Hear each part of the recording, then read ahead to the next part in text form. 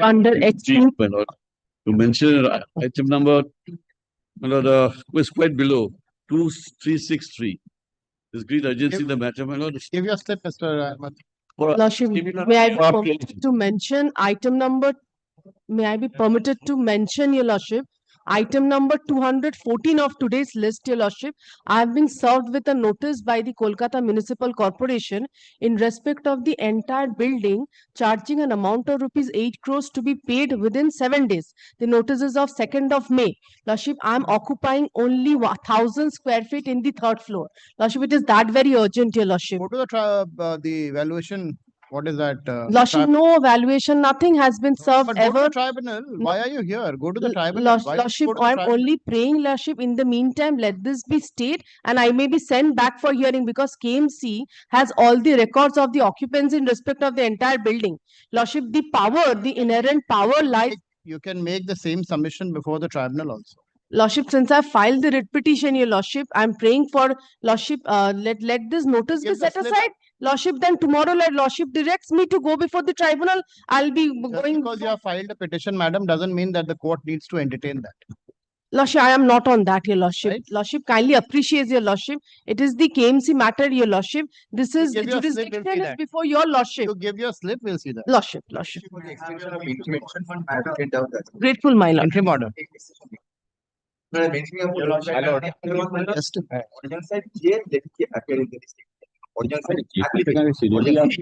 What is it? Extension application. Lordship, may I have your leave to mention one matter for inclusion in the daily list, Your Lordship? Give your slip. May I be permitted to mention item number 2426 of the monthly list of Your Lordship's monthly list. Urgency is that unauthorized construction is raising by the private respondent still continuing. The municipality issued a stop work notice. Even Very they good. have not stopped the construction. Very good, sir. It will all get. Construction is going on. Give the slip. My lord, upon notice. Compelling circumstances. Give the slip. Give the slip. Under the compelling circumstances, my lord, I am permitted. My My lord, Just give the slip. municipality have fixed for demolition on 22nd, my lord. My lord, I have constructed the Which municipality is this? south of the municipality, my lord.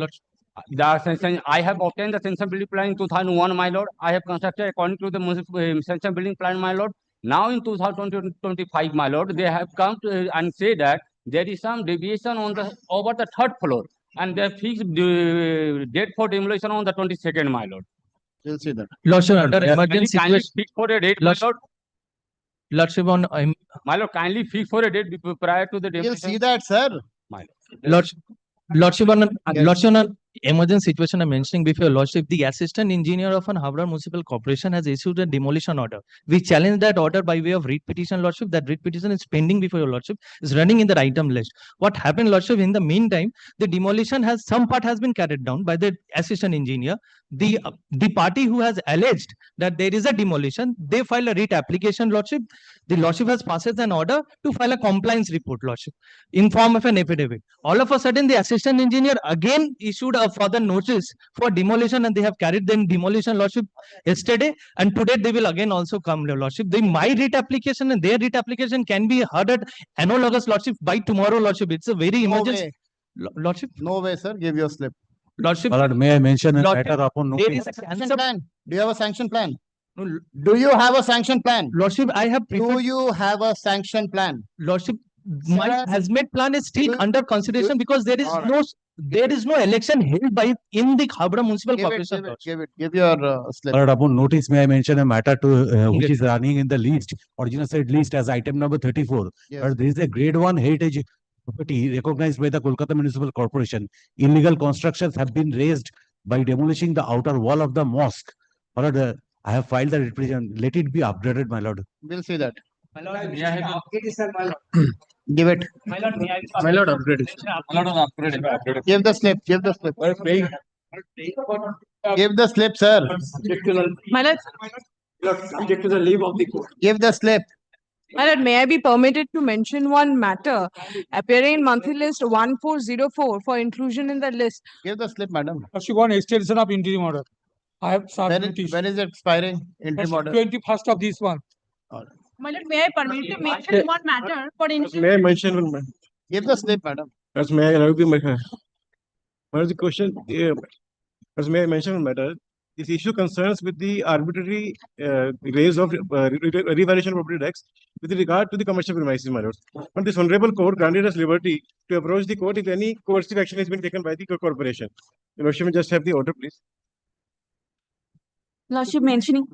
Give the slip, sir, we'll see that. If lordship will have the last, just the operative line, liberty was granted to us to approach the honorable court in the event any coercive steps taken by the corporation, my lords. But just a weeks back, they have raised a demand and also threatened us to have penal measures against us. They have already moved an application seeking stay of all those directions, all the demand notices, my lords. Where are you reading that order? On the 15th of May, my lords, exactly last year, same date, 15th May 2024 order, my lords. The last paragraph, my lords. Liberty was granted to mention in the event any coercive steps taken by the corporation, my lords. We'll see that. My lord, My lords, may I have it today or next Not week, at all, we'll see my that. lord, may I beg one indulgence, my lord? Yes, Subject to my lord's kind approval, my lord has permitted me to mention yes. and to place the order sheet.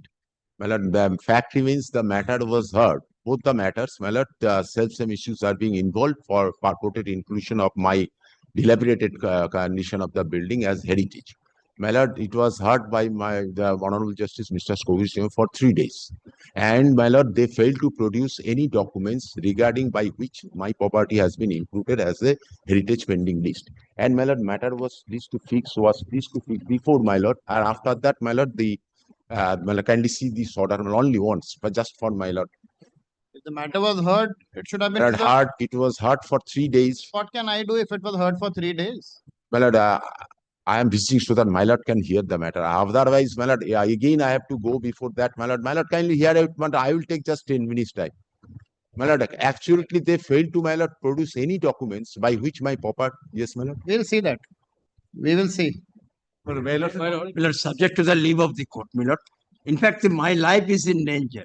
Illegal construction carried by the private respondent at the indulgence of the municipal authority, making representation to the municipal authority one by one, but no response, nothing is there. Give your slip, sir. No, let this matter be fixed. But may I leave to move an urgent motion relates to my lord unauthorized construction. There is nothing urgent in unauthorized construction. If you have a slip, give it, otherwise file it in the. My lord, Yes. Any building which is constructed without a valid sanction plan will get demolished in due course of time. my lord, I am a government. Give your slip. My lord, I am a government contractor. I already completed the said civil works from 2017 to 2020. Good. But the municipal authority intentionally hold the my SD money, EMD money, and still everything. So I am the patients suffering from kidney patients, Very and good. I have not enough money to for my treatment. So kindly allow this petition. Give your slip. We'll see.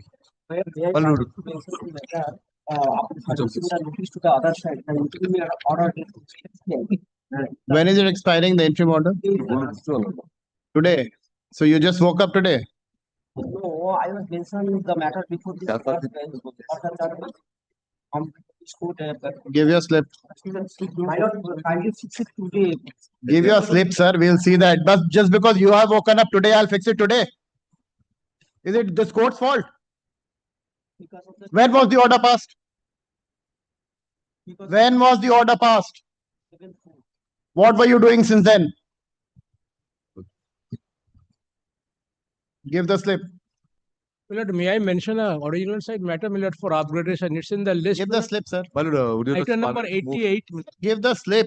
Mention the reasons and give the slip. May mention for upgradation. Madam, give the slip. I want to move an urgent motion relates to one of the. Sir, unauthorized construction, file it. No urgent motion. May I be permitted to mention one matter? Lordship, there is an order of demolition, Yes. order passed by the Justice Sinha, and that other order has not been complied with. And thereafter, one contempt application has been filed before this Lordship. So this matter, Lordship, is appearing before Lordship is a monthly list. So this matter should be attacked with the contempt application. So matter should be, Lordship, released from the list. Otherwise, contempt application cannot be heard. Why can't it be heard, contempt application? Lordship, Why can't the contempt application be heard, sir? You were The constructing, main rate petition, Lordship, they appearing before your Lordship. sir, you were constructing with a valid sanction plan? No. I am the complainant. You are the complainant. Complainant. It will be heard. It will be heard. The contempt can be heard without the writ petition. Lordship, grateful. May be permitted for upgradation, my lord. Give the slip. Give the slip, madam. Thanks for the inclusion in the register. Yes, Lordship, I'm My ready for upgradation. My lord, one writ petition has been filed where, my lord, here the possession, the recorded owners are the minors, my lord. The demolition order has been issued, my lord. That order has been challenged. I have, in the understanding, my lord, knowing that lordship's view, my lord, I gave that presentation form the date in June. But, my lord, after service of the writ petition, my lord, they came to demolish, my lord. That's why I the urgency. Give the slip. May I mention item number 159 of today's list? Yes, madam. May this matter be fixed any day before vacation, Lordship, because the retired employees of the municipality are not getting their pension since December, Lordship. Some are in the death They are pay. getting the provisional pension or no pension? They are getting the provisional pension. No, they are not getting any pension, Lordship. Give the list. Kindly this side of vacation any day, Lordship.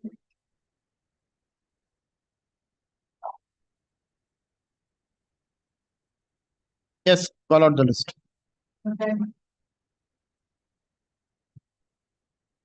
For the petitioner, my lord, on the last occasion, my lord,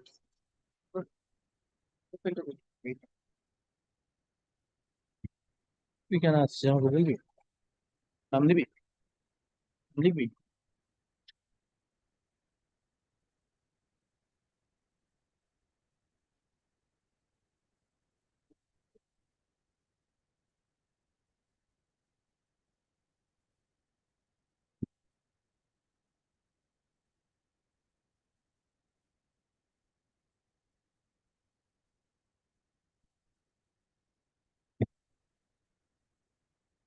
Yes.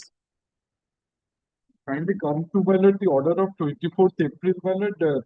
That's what I was reading, Mr. Mitra. Yes, the penultimate paragraph. They have to, my lord, we don't have a copy of the report. Well, I'm submitting the report. Well, I've not given to him, but he doesn't prepare and I'm handing out to my Give landlord. a copy to Mr. Mitra. 3 নম্বর নামটা হবে না সংখ্যাটা দাও We are good. রেখে দেবো ঘরে Yes. My lord, That's it. may I consider and Yes, come yes, back, ma'am? absolutely. Absolutely. I was just having a look. No, What definitely. তখন না ঘরে দাও তোমাকে জেরক্স করে দিয়ে দাও এই বাবা ও অলোকদা কত বড় লিখিয়েছ?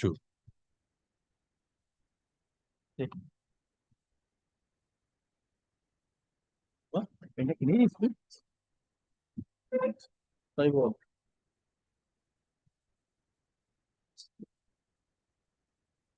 দেখে নিও দেখে নিস তো দিদি কোথায় কোথায় রাস্তায় হ্যালো বাইরে বসে আছে You have to file your response, Mr. Yes, my lord, I think. Because they are alleging তো দেখে নি unauthorized construction. Can I file it up 1 week after the vacation, my lord? 1 week after. Stake down. Learned counsel for the respondent, Calcutta Municipal Corporation has filed the report. Petitioner seeks to file an exception to the same. Takes 2 weeks time to file exception to the same. Let this matter be listed after 1 week after vacation. My lord, the interim order is till 19th of or 18th of May, my lord. Interim order. Passed earlier and last extended on 19th March 2025. Your Lordship has Interim order Your extended. Lordship has modified the interim order on No, the last that is- occasion. For filing the report. Yes, for the filing of the report. Yes, yes. I am not saying that, my lord. Participate করতে বলেছিলেন sir modify করেছিলেন আগে থেকে participate তুমি করতে চুপ করবে? Sir আপনারও বিনা আমারও বিনা তোমার কেন বিনা? কবে পাবো ঠিক নেই So where have I modified the order? Sir kindly see the last order pass Your by lordship, my lord, was 24th pleased to April. clarify that they can inspect, my lord. That was, nobody said that, my lord, they cannot inspect. By last portion, initially the order was passed, my lord, the corporation was restrained to not to take any steps. Your lordship, my lord, observed that corporation can make the inspection. No, the order was that the corporation was restrained from, my lord, interfering with the repairing work. Kindly come to the order of 8th October, my lord. The first order. Yes. Second page, second paragraph.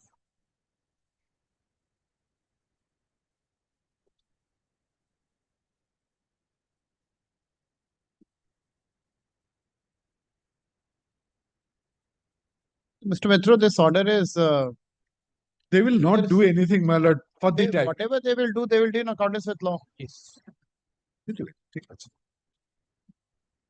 State is represented, my lord. Sorry? State is represented. State is always represented. All right. No, there's no interim order. No interim order. No. Listed after 1 week after. Oh,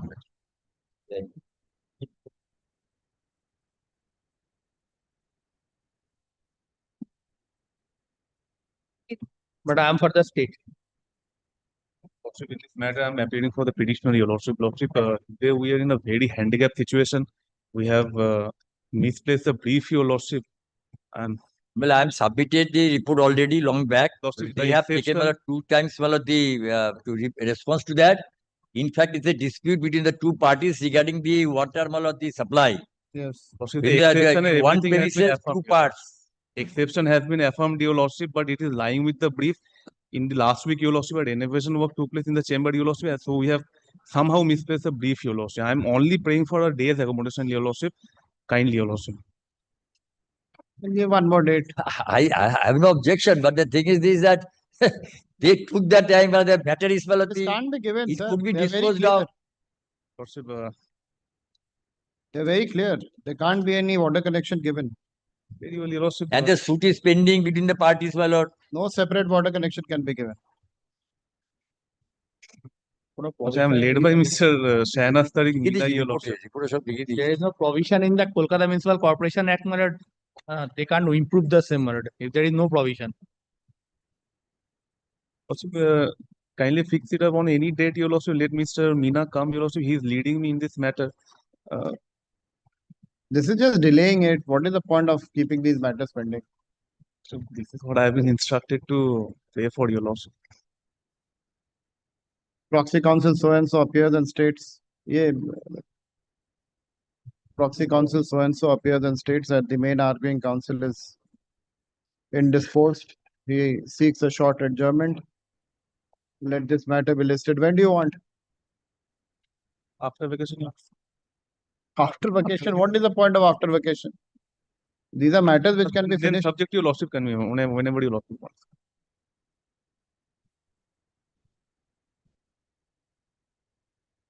After vacation, this bench might not be available for 2 weeks. Second year. Wait around 25th June. 25th June. Oh, no, 26th June. Sorry, the original side. 26th June. Long time you have got. He has got long time. Long time. Time limit is peremptory, my lord, if he wants to, my lord, file an exception. Make line order. Learned comes with the petitioner states that his exception to the report is ready and the same will be filed. When do you want to file? Same will be filed within 2 days. On the next date, your lordship, I will file it. No, what next date? You file it within 2 days. The same shall be filed within 2 days. Also, it is affirmed, your lordship. It is affirmed. So file it within 2 days. Already. File it with the registry. Will be filed within the period of 2 days.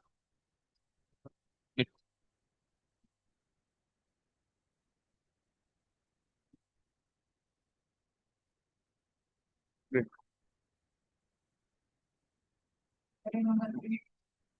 My lord, made But I appear for the respondents corporation. my lord, There are certain facts, subsequent facts, after filing of the which are incorporated by way of a supplementary. file a supplementary. First, you tell me what is there in the matter, sir, then I'll grant you the liberty. I'll see whether the liberty needs to be granted or not. Application by the private respondent.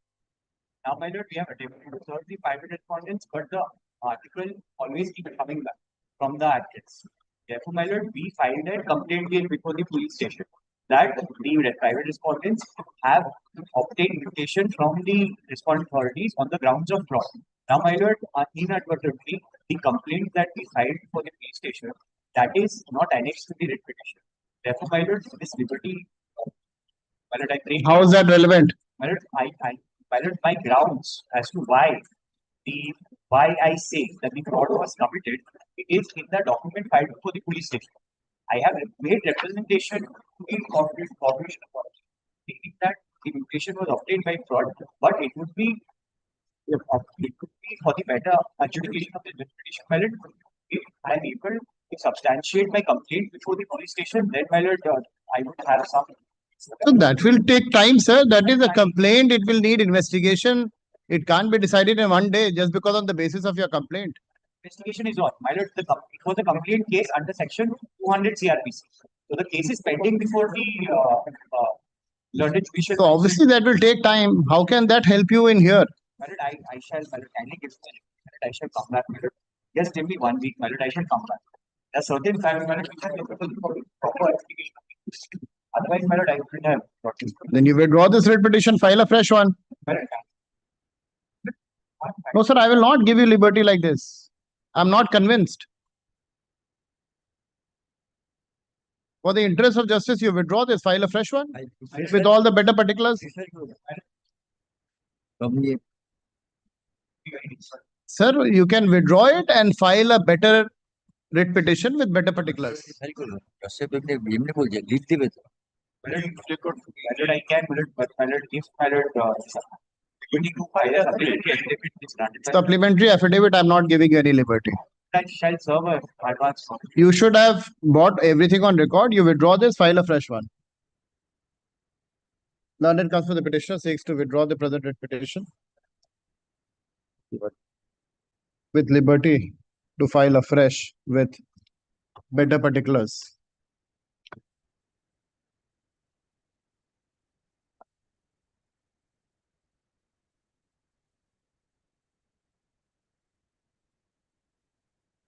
This was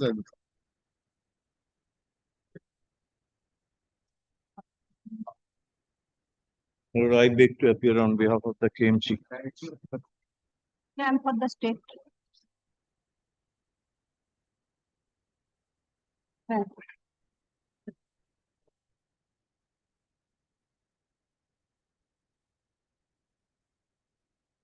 That much. Sorry. Yes.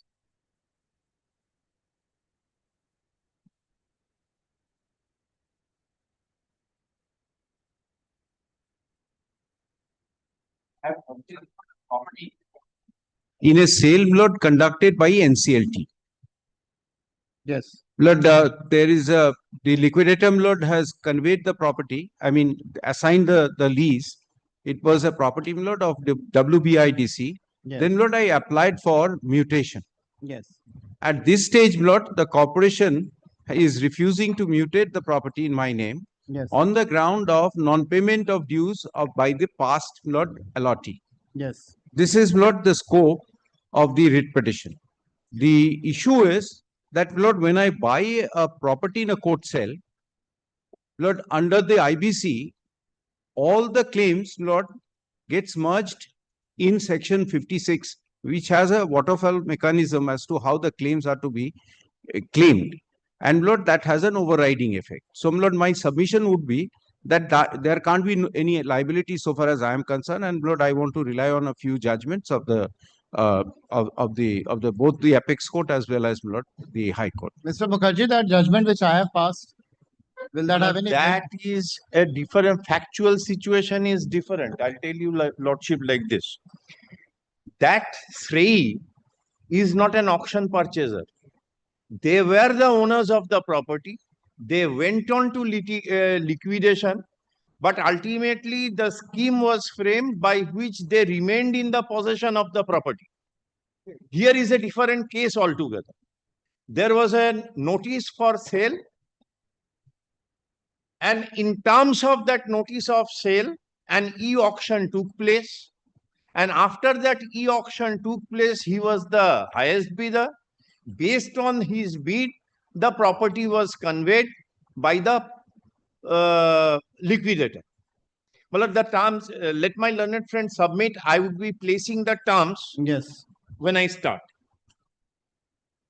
So, there was a company called Enfield Apparels Limited.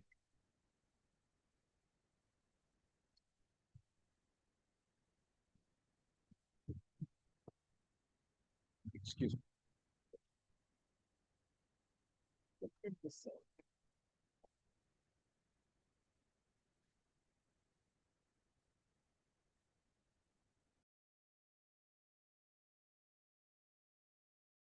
Prepared a short list of dates which might assist your lordship. Please.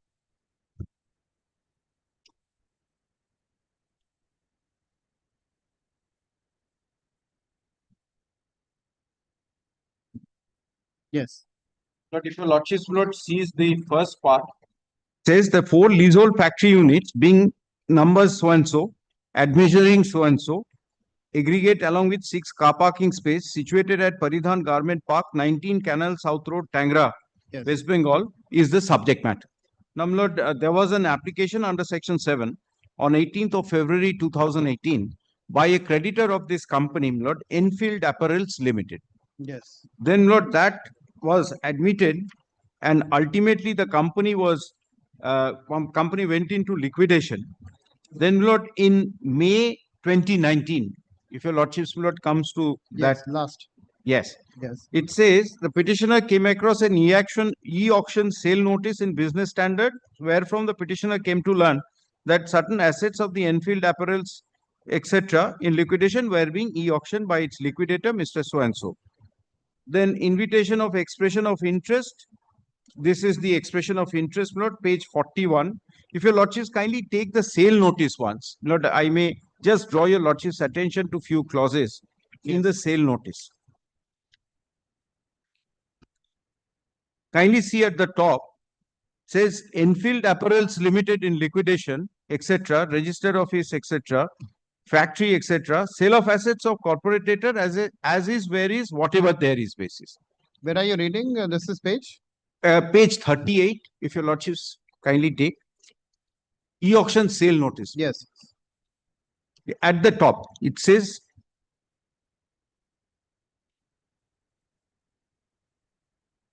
yes. E-auction sale notice. Says Enfield Apparels Limited in liquidation, etc., registered office, etc.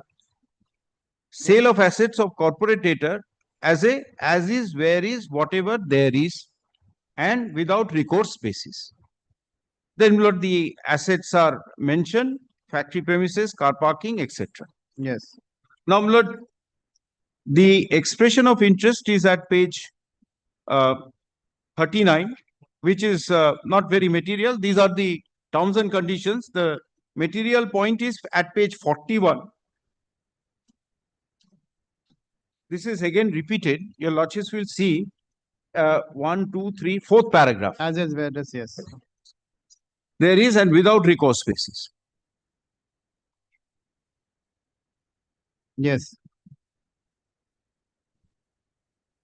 And then, Lord, it says, kindly see the last paragraph, one paragraph thereafter. Accordingly, with a view to make an informed decision about the sale of assets in liquidation, the liquidator does hereby invite expression of interest from potential applicants, etc. Now, Lord, we made an offer, and Lord, your lordships may kindly, Lord, come to page. Initially, Lord, a sale had taken place, which was set aside by the NCLT, which is not material for our purpose. Then, Lord, please come to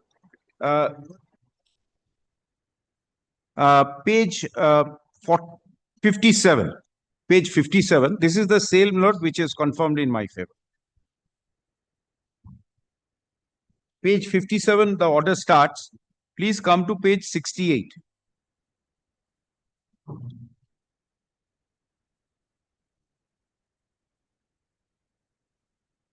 Paragraph 18. Thus, to conclude, the old e-auction is cancelled and set aside.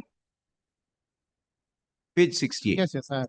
Paragraph 18, the proposal of applicant is accepted subject to the condition that the balance amount of total bid amount of 15.50 crores for the impugned asset parcel shall be deposited within 6 weeks from the date of receipt of this order, failing which the amount of rupees so and so crores so deposited shall stand forfeited. In the result, application stands allowed. Then, Lord, your lordships will kindly come to page 69. The balance amount was deposited. Page 2, your lordships will find paragraph 2.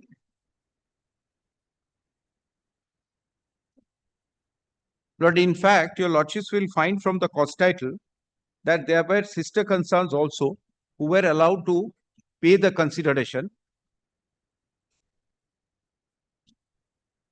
So, Lord, the sale got confirmed. Yes. And after that, the possession was taken. Your lordships will kindly come to page 124.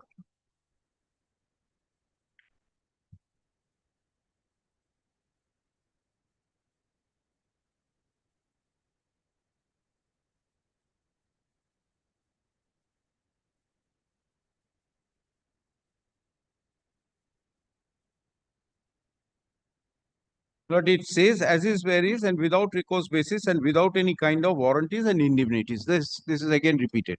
So, Lord, this is the possession certificate. Then, Lord, there is one assignment of lease. This assignment of lease, your lordships will find the date, Lord, list of dates, 7th May 2022. This assignment took place. Lord, its first deed is from 71 to 140. Second deed is from 141 to 219. Kindly see the list of dates. Lord, your lordships will get the dates from there. There are 4 documents, 7th May 2022. This is towards the end. Yes. These are the 4 deeds. Lord, your lordships will find just below 7th May 2022. First deed is from 71 to 140. 141 to 290, so and so forth. Your lordship will find these are the 4 documents of assignment. Lord, in fact, I have prepared, Lord, a separate, Lord, schedule of these assets. Your lordships can, Lord, take note of this. I'm giving my learned friend. I've got. These are the document. Lord, I don't think there is any dispute with regard to that. And Lord, there is an order at page 384. Your lordships will find that the old company was dissolved.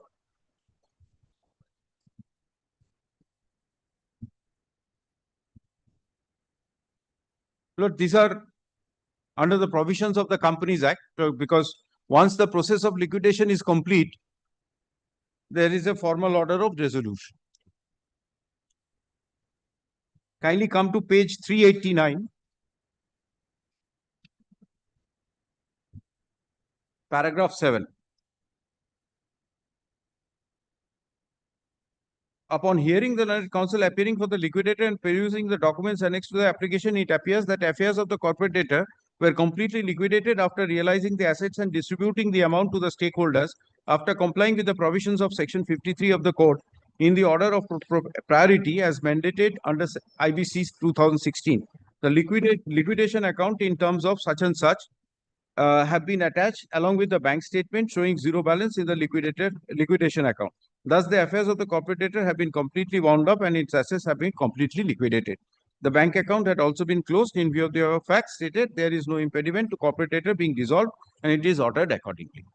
Now, Lord, this is the situation in which, Lord, we applied after, Lord, the deed of assignment was executed. Right. We applied, Lord, for mutation. Your lordships will kindly get it at page 367, the same volume that your lordship was looking at. There are 4 separate, Lord, applications for mutation, 367 to 370. Right. These are the applications for mutation. And the response of the municipality is at page 371. This is, Lord, what is imputed in the writ petition.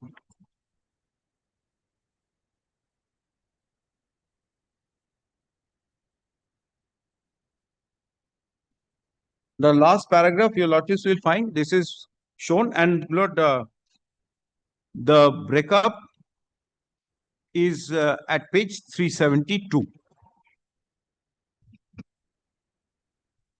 372 and 373. Now, my lord, the issue in short is whether, my lord, it is my liability. Whether, my lord, a purchaser, Yes. despite that the words as is, where is, my lord, and whatever there is basis, whether, my lord, it would be my liability. Now, my lord, if I may just draw your lordship's attention to a few provisions of the IBC, my lord, Code 2016.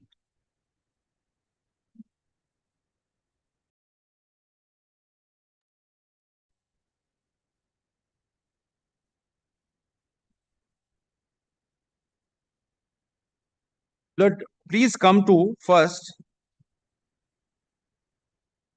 section 5, subsection 21, which defines, Lord, operational debt.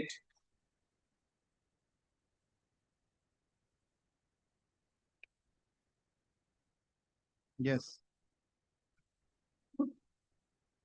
It means a claim in respect of the provisions of the goods or services, including employment, or a debt in respect of the payment of dues arising under any law for the time being in force and payable to the central government or any state government or any local authority.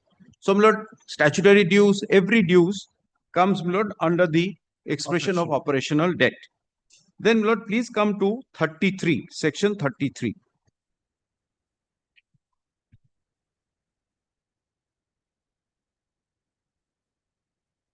Initiation of liquidation, where the adjudicating authority, before the expiry of insolvency resolution process period, maximum period of permitted of completion of the corporate insolvency resolution process under section 12, etc., fast track corporate insolvency resolution process under section 56, as the case may be, does not receive a resolution plan under subsection 6 of section 330 or rejects a resolution plan, then, Lord, the order of liquidation is passed. Kindly see, my lord, 1, 2, 3. So, my lord, the preconditions are that, Lord, a resolution process for recovery of the company, or Lord, to enable it to come out of the difficult situation, is first attempted. If that fails, then, Lord, the order of liquidation is passed.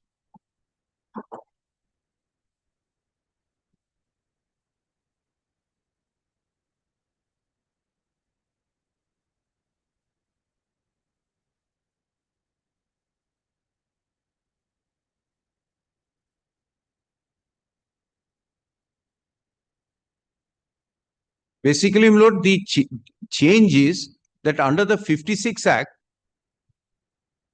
Yes. I'm sorry, your lordship Yes. is looking. No, I was reading. Yes. Lord, under the 1956 Act, there was no process of resolution. I mean, the trying to revive the company. Right. Here, my lord, before the final order of liquidation is passed, there is an attempt. And if the attempt fails, then obviously, my lord, the order of liquidation is passed. And under the scheme of the Act, your lordships will find section 34 onwards, it says that a liquidator is appointed, then Lord liquidator Lord takes steps for sale. Correct. And with the approval of the NCLT, the sale Lord ultimately takes place. Now, Lord, if your lordships Lord kindly come to section 35, this prescribes the power and duties of liquidator. Right. Your lordships will find that here, Lord, he can take all these steps, and also, Lord, he can he can invite claims. He can, Lord, also your lordships will find that 35 Lord 1. Right. A to J. Yes. Kindly see J. To invite and settle claims of creditors and claimants and distribute. So, Lord, what happens is once the assets are sold, money comes, then, Lord, he invites, Lord, the creditors to come and lodge their claim. And once the claims are lodged, then, Lord, section 56, Lord, takes effect. Sorry, 53.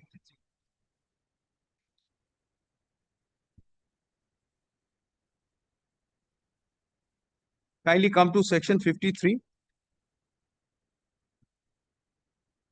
Distribution of assets.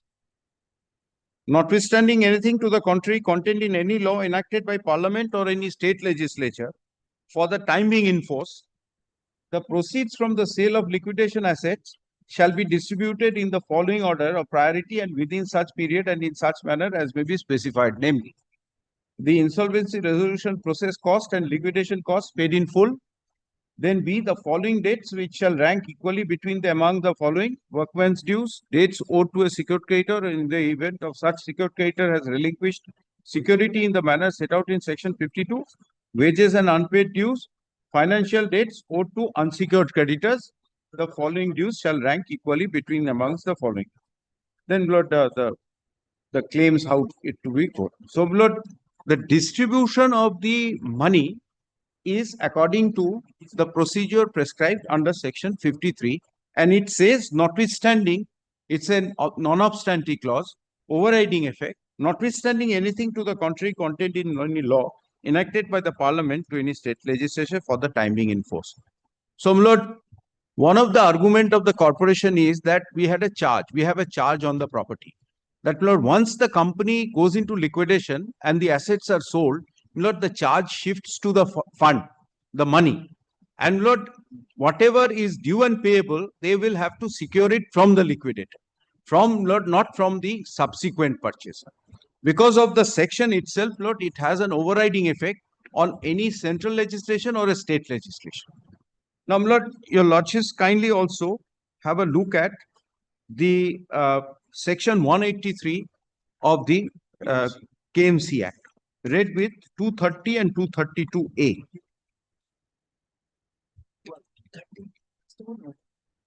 Oh, yes. There is one, Lord, section I forgot. Section 238 of the IBC. If your lordships, Lord, kindly have a look at section 238.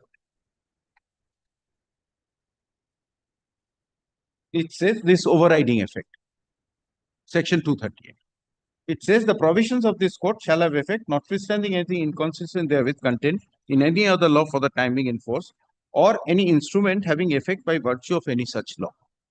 So, Lord, the fact that section, whatever section 53 says, is also, Lord, incorporated in section 238. Now, Lord, if your lordships kindly come to section 183.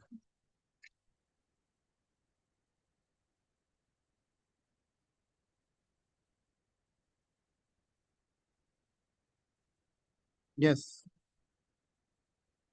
Notice of transfer. Yes. Whenever the title of any person to any land or building is transferred, such person is primarily liable for payment of property tax on such land or building, and the person to whom the title is so transferred shall, within 3 months after the execution of the instrument of transfer, or after its registration, if it is registered, or after the transfer is effected, if no instrument is executed, give notice of such transfer in writing to the municipal commissioner. Then in the event of the death, that's not, kindly come to 5. The municipal commissioner shall, on receipt of a notice of transfer or devolution of title under this section, record such transfer or devolution in a book and also in the municipal assessment book, subject to payment of arrears of tax and dues to the corporation on account of the transfer or the predecessor in interest of the applicant and processing fees. This is, Lord, what is being enforced. Then, if your lordships, Lord, kindly also take section, Lord, 230. Section 230.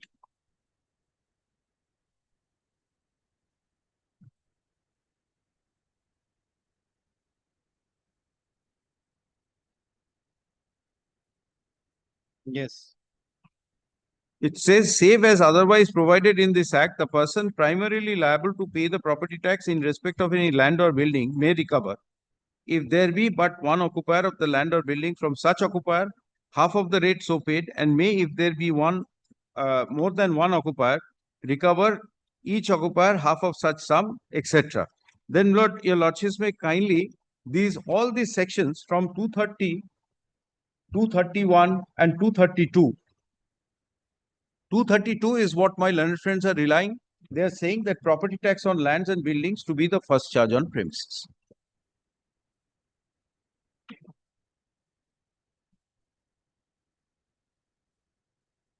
And 232A also, it says, notwithstanding anything contained in this act, the provisions of so and so, which were in force immediately prior to the commencement of the Kolkata Municipal Corporation Act, shall continue to be. Yes, not. And Lord, proviso is there, provided that preparatory works under subsection 1 of section 174. This is not necessary. This is not necessary. Not relevant. This is not applicable. 232, that is the main section on which my learned friend will rely upon. So, my lord, with this background, let us, Lord, see. First, Lord, I take your lordship to a few judgments of the Supreme Court. Lord, the first one I refer to is 2009, volume 4 SCC, page 486.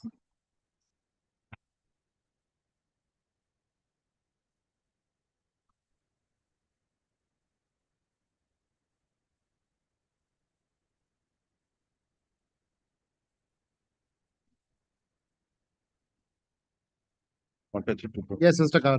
Yes, Lord. Your lordships may kindly first see paragraph 1 to 3 for the facts. This was a sale of company in liquidation.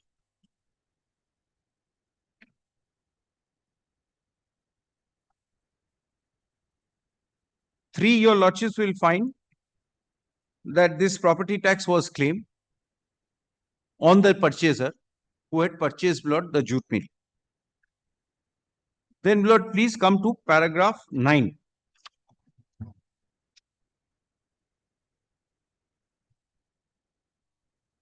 Which talks about section 529 and 529A of the old Companies Act, which is now merged into section 53. There also, Lord, provided the section provided how the money has to be distributed after, Lord, the sale proceeds are received. Then, Lord, please come to paragraph 10 and 11. Dues in relation to municipal tax in terms of the provisions of the said act do not create any encumbrance on the property. It does not create any charge. It is considered to be a personal liability. On the aforementioned premise, we have to construe the terms and conditions of the sale. It reads as under. The sale will be held as per inventory made by the valuer on as is, where is, and whatever there is basis, and subject to confirmation by the Honorable High Court at Calcutta. The official liquidator shall not provide any guarantee or warranty as to the quality, quantity, specification of the asset sold. The offers bidders are to satisfy themselves in this regard after physical inspection, etc. The official liquidator shall not entertain any complaint in this regard after the sale is over. Any mistake in the notice inviting tender shall not vitiate the sale. Both the learned single judge and also division bench of the High Court held that having regard to the fact that an inventory was made on as is, where is basis, whatever there is basis, and furthermore in view of the fact that a duty was cast upon the offerers to satisfy themselves in regard to the physical inspection of the assets, properties as to title, encumbrance, area, boundary, measurement, descriptions, etc. of the assets of the company in liquidation, and the purchaser would be deemed to be offering his prices therefore with full knowledge as to the defects containing the description, quality, quantity of the assets sold. The appellant was bound to make an investigation in regard to the liabilities of the company in liquidation. Then, Lord, please come to, these are discussions, Lord, from paragraph 12 onwards. The court, Lord, goes into the question of, Lord, the word encumbrance. Your lordships will find, Lord, paragraph 13. They rely upon the Stroud Judicial Dictionary is being, Lord, relied upon. Claim, lien, etc. Then Black's Law Dictionary is also, Lord, referred to.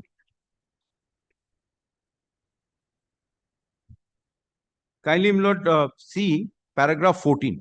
If the property tax was merely a statutory dues without creating any encumbrance on property which had cast a duty upon all auction purchasers to make an investigation, it would mean that they must try to find out all liabilities of the company in liquidation in their entirety.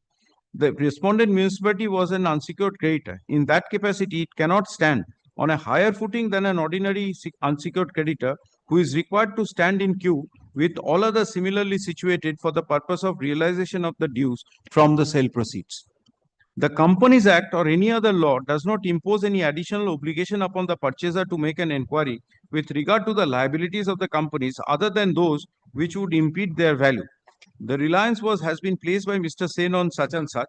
Then, Lord, your lordships may kindly come to paragraph 23.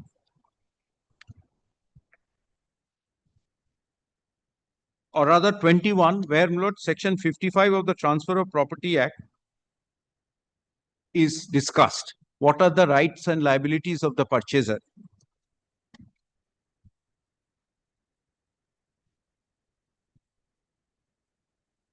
And Lord, after discussing section 55G, the court, Lord, draws, Lord, a conclusion that in terms of the aforementioned provision, therefore, the seller is bound to pay all public charges due in respect of the property up to the date of sale when a property is sold in auction.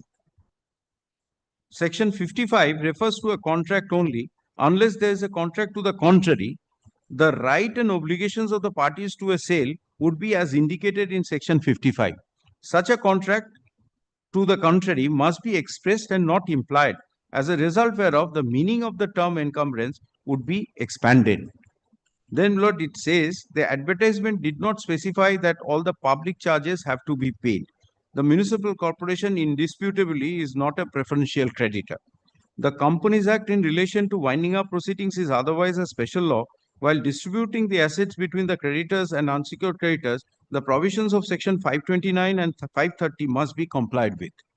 All claims against the companies are required to be filed before the liquidator until the property was sold, as provided under section 457 of the Companies Act. In terms of section 456 thereof, once an order for winding up is made, the liquidator has to take into custody the property's effects and actionable claims to which the company is or appear to be entitled. Section 528 provides that all debts payable on a contingency and all claims against the company present or future are admissible to prove against the company. Section 529 provides for the same rule and in force of the time, etc. 530 provides for certain priorities, etc. Once the property is sold, the assets of the company are required to be distributed to the creditors in order of preference. As the respondent municipality was not a secured creditor, the impugned judgment cannot be sustained. Almost a similar question with regard to the dues of electrical charges came up for consideration before this court. Nisha Marble versus Bihar SEB. In that case, sale of assets of an industrial undertaking took place in terms of provisions of the State Financial Corporation. Having regard to the provisions of Electricity Act, a three-judge bench of this court held that a liability on the purchaser cannot be imposed which was not incurred by them, stating, "We are clearly of the opinion there is a great reason and justice in holding as above. Electricity is public property. Law in its majesty benignly protects public property and behoves everyone to respect public property. Hence, the courts must be zealous in this regard.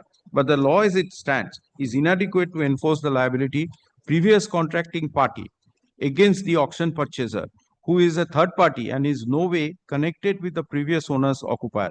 It may not be correct to state, if we hold as we have done, it would permit dishonest consumers transferring their units from one hand to another from time to time infinitum without the payment of the dues to the extent of lakhs and lakhs of rupees, and each one of them can easily say that he is not liable for the liability of the so and so. No doubt dishonest consumers cannot be allowed to play taunt with the public property, but inadequacy of the law can hardly be a substitute for overzealousness. Then, Lord, dues of municipality would also not even otherwise come within the purview of the crown debt. Even a crown debt could be discharged only after the secured creditor stand discharged. In Union of India, SECOM Limited, Lord, then these two paragraphs are quoted. It says, generally the right of the crown to recover the debt would prevail over the right of a subject. Crown debt means debts due to the state of the king, state or the king, debts which are prerogatives of entitle the crown to claim priority or before all other creditors. Such creditors, however, must be held to mean unsecured creditors. Principles of crown debt as such pertains to the common law principle. A common law, which is a law within the meaning of section article 13 of the Constitution, is saved in terms of 372 thereof. Those principles of common law thus, which were existing at the time of coming into force of the Constitution of India, are saved by reason of the aforementioned provision. A debt which is secured or which by reason of the provisions of a statute becomes the first charge over the property, having regard to the plain meaning of Article 372 of the Constitution of India, must be held to prevail over the crown debt, which is an unsecured one. It is right that when Parliament or the state legislature makes an enactment, the same would prevail over the common law. Thus, the common law principle, which was existing on the date of coming into force of the Constitution of India, must yield to a statutory provision. To achieve the same purpose, Parliament as also state legislature inserted provisions in various statutes, some of which have been referred to herein, providing that the statute shall be the first charge. Statutory dues shall be the first charge over the property of the taxpayer. This aspect of the matter has been considered by the court in series of judgments. For the reasons above said, the impugned judgment cannot be sustained and it is set aside. Lord, what it says, Lord, my little understanding is that you, under the state legislature, you have a charge. That charge, when the property is sold, that charge gets into a liquidated money. Therefore, your charge shifts to the money. But you enforce your charge in accordance with the statutory right that is given to you governing the distribution of that money. So therefore, when you exercise your right, you go under that statute and you exercise your right under that statute. And that statute has given a priority with regard to the claim. The scheme of the Companies Act, as discussed, Lord, in this paragraph, your Lordships, Lord, I just read out, is the identical, Lord, provisions are there in the IBC. Your Lordships will find that, Lord, I just read it out. This 456, 457, 529, 530, these are all, Lord, incorporated in the IBC. Your Lordships will kindly see, Lord, I just referred to some of the sections, but I'll just indicate, Lord, section 34, if your Lordships kindly come to section 34 once. Yes.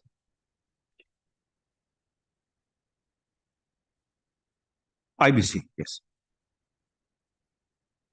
Sorry, Lord, 35, sorry.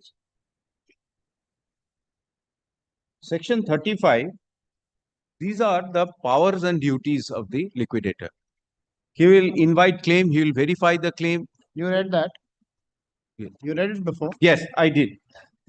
36, your Lordships will kindly also take note of.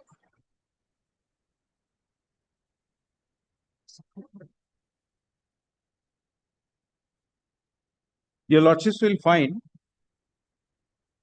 subsection 3 says, subject to subsection 4, the liquidation estate shall comprise of all liquidation estate assets, which shall include the following: tangible assets, intangible assets, the other assets, all proceeds of liquidation. Kindly see the last one. All proceeds of liquidation as and when they are realized. Kindly see the last one under section 36. Yes. I. So, Lord, what is the immovable property that is, Lord, converted into liquidity? And that becomes, Lord, the asset so far as the liquidation process is concerned. And once that becomes the asset, Lord, the charge, if any, of the municipality shifts. But Lord, that is subject to the provisions because it has an overriding effect. IBC has an overriding effect. Now, Lord, this is one judgment. The other judgments, which are also, Lord, to the same tune, I'll just, Lord, touch upon it. 2023, volume 8 SCC, page 138. That is that Ujjain pipe. Page. Ujjain pipe, page is 138. 2023, volume 8 SCC 138. Please give me a copy.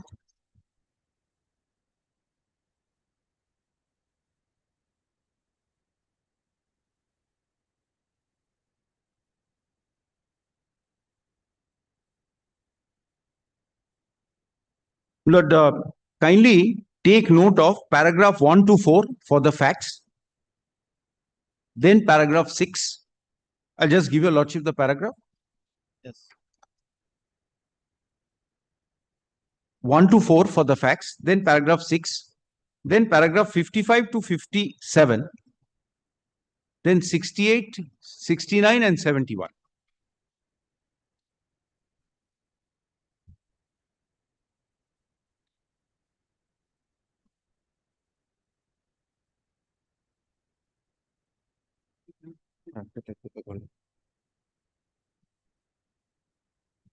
Lord, this judgment, Lord, explains what is as is where is basis.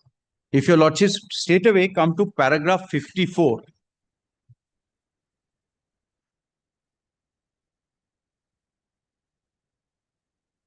Yes. Has your lordship got that paragraph?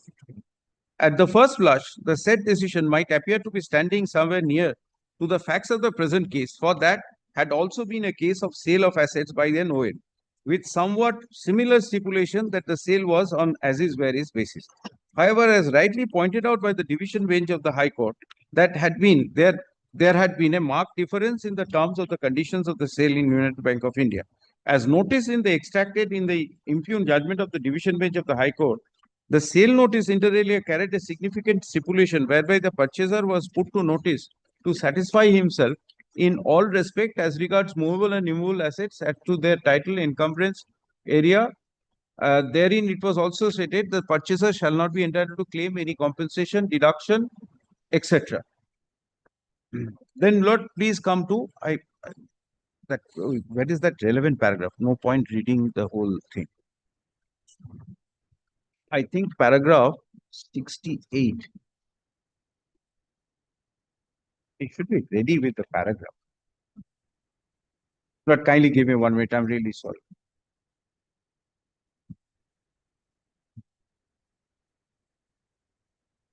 No, this is sorry. I'll just point out the paragraph, Lord. Where is the paragraph?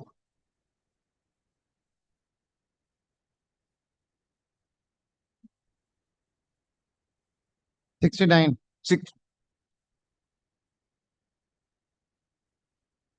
I'm so sorry, Lord.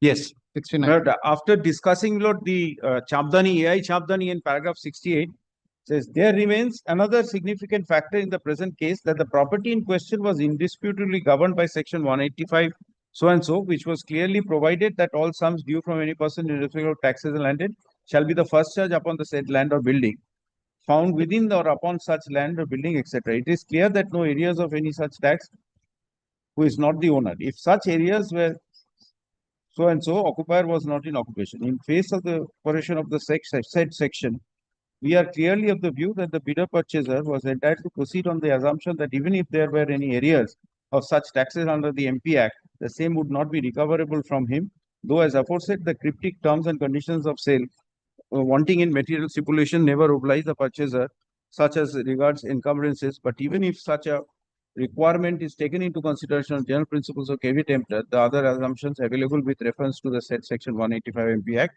cannot be ignored. Then it says the submissions. The submissions made on behalf of the appellant about the likely prejudice of the other liquidator, such post-liquidation liabilities are given preference. Reference to section 530 Act. The provisions contained in the section of 520 essentially relate to overriding preferential payments and also preferential payments in relation to classes of dues dates specified therein. However, the question of payment of the same would arise after payment of cost and expenses of winding up and are properly incurred by the appellant of official liquidator and to be paid in priority. As aforesaid, the taxes payable to the respondent Nigam during the period in question would directly amount to costs and expenses of liquidation. That's not here, Lord. It is this is not an unsecured claim. This will go as an unsecured claim. So, Lord, distribution is in terms of section 53. Whichever way one goes, they will have to apply, Lord, under section 53 under the IBC. The liability of a earlier, Lord, allottee or earlier, Lord, owner, that can't cast upon me because, Lord, the notice of sale does not, Lord, disclose what that I have to pay the liability of the municipality. The liquidator's notice, Lord, did not. So, my lord, they have to, as is where is basis is, my lord, paragraph 56 I placed. Your lordships have seen, my lord, what is meant by as is where is basis. Lord, it is making me aware that, Lord, whatever is offered, so far as the assets are concerned, that I have to take note of. But if there is an additional liability that I have to incur, that has to be specifically written in the notice. And Lord, they have not exhausted their remedy, Lord, under the IBC, because they were supposed to apply under the IBC for distribution of their money. 56 to pull. Lord, you kindly take note of paragraph 56, Lord. I just, because my juniors are very unhappy that. No. Paragraph 56, if your lordships, Lord, kindly take note of. We have reproduced here in contains sale notice. It is evident that expansive technical expressions were used in the present case in the terms and conditions of the sale, and the same would be on as is where is whatever there is basis. And then further disclaimer was stated that the appellant OL was not providing any guarantee as to the quality, etc. Such stipulation and disclaimers were definitely putting the purchasers to notice to get themselves acquainted with what property is the nature and extent, where the property is, the location and attributes, and whatever there is, quantity and condition of the property. The bidders purchasers were further warned to satisfy themselves in regard to the aspects of nature, extent, location, quantity, and quality after physical inspection of the assets, and were also informed that they would deem to offer with full knowledge as to defects, if any, in the description, quality, or quantity of the assets sold. All such stipulations were essentially pertaining to the physical properties attributes of the assets in question, but the significant omission in those terms and conditions had been to make it obligatory on the bidder purchaser to make himself aware about the encumbrances, lien, and claims attached to the assets in question. The omission strikes at the very root of the case of the appellant. So, my lord, if there is an omission, that omission can't be, my lord, filled in at a later date saying that you are liable. My contention is that within the four corners of the statute, if it is my liability, I will pay. But if it is not my liability, you can't foist that liability on me. It is not a case that they had not raised any demand on us when the possession was taken. It is only when we applied for mutation, they are holding back the mutation on the ground that unless you pay the arrears, we will not mutate your name. Now, Lord, the other judgments, Lord, there is a Bhatpara municipality judgment, that is an NCLAT judgment. I cite this judgment as part of my argument. Kindly, Lord, this is kindly NCLAT, Lord, has dealt with the judgment, similar facts.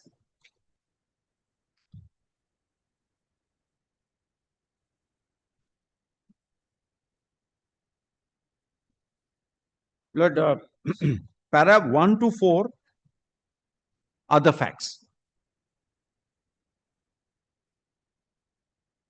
Yes. And the relevant paragraphs are paragraph 8, 12, and 17.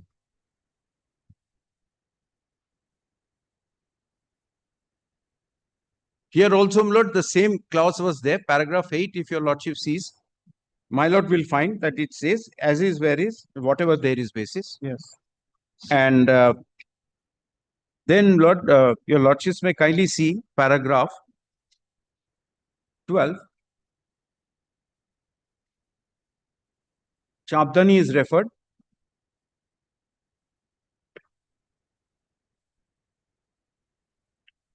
Your lordships will find this argument was made here.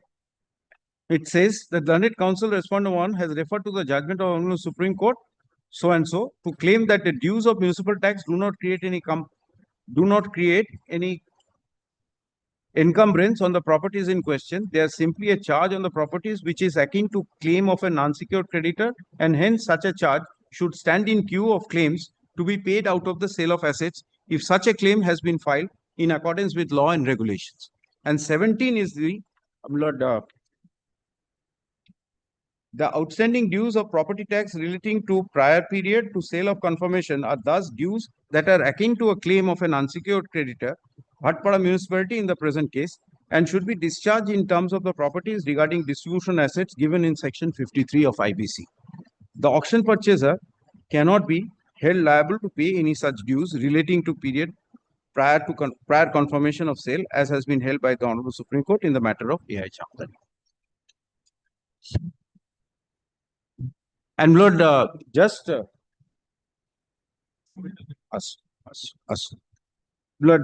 just Lord, on the issue of overriding effect of IBC, if your Lordship Lord permits me, one judgment.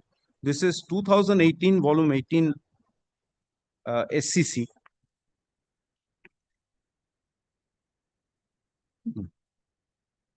Wait a bit. This is a very, very short judgment. N.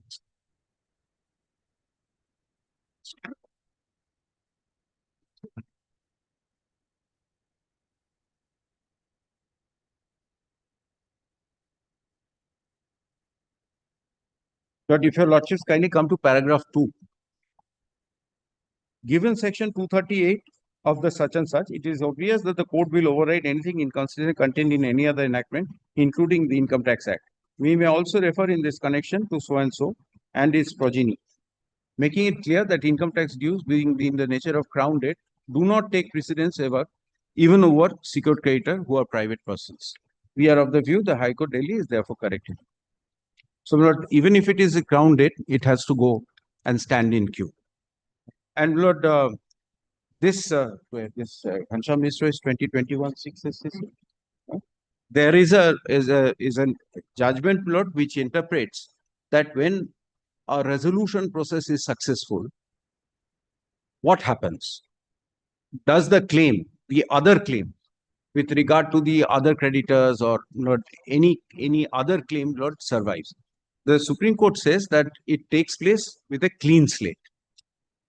The Insolvency, the Insolvency and Bankruptcy Act is enacted to give, Lord, a booster to the revival of the industry. So, Lord, whatever amount is received, the creditor's claim is, Lord, comes within that, and they stand in line for the purpose of distribution. The person who is taking it over, be it, Lord, liquidation or be it, Lord, by resolution process, he gets it on a clean slate. So no past dates can be thrust upon. This is the judgment. This is, Lord, Ghanshyam Mishra. This is, Lord, reported in 2021, volume 9, SCC page 657. Paragraph to kindly come to paragraph 102, just 102. This is the summary of the findings.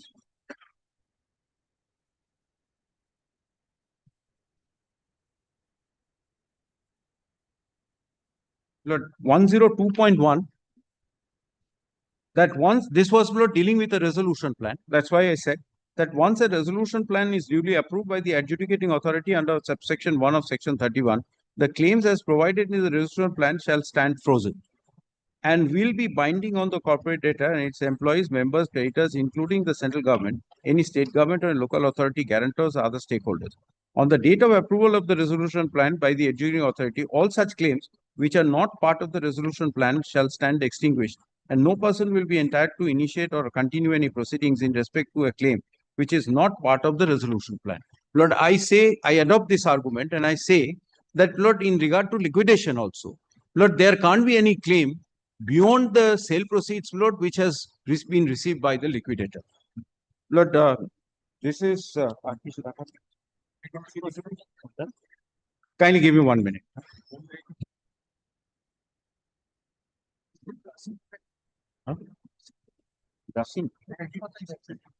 Lord, just one more judgment, Lord, 2021, volume 9 SCC. That is no, this is Grashi. 2018 SCC online. This is Justice Boshak's judgment, our High Court. 2018 SCC online, Calcutta, 9630.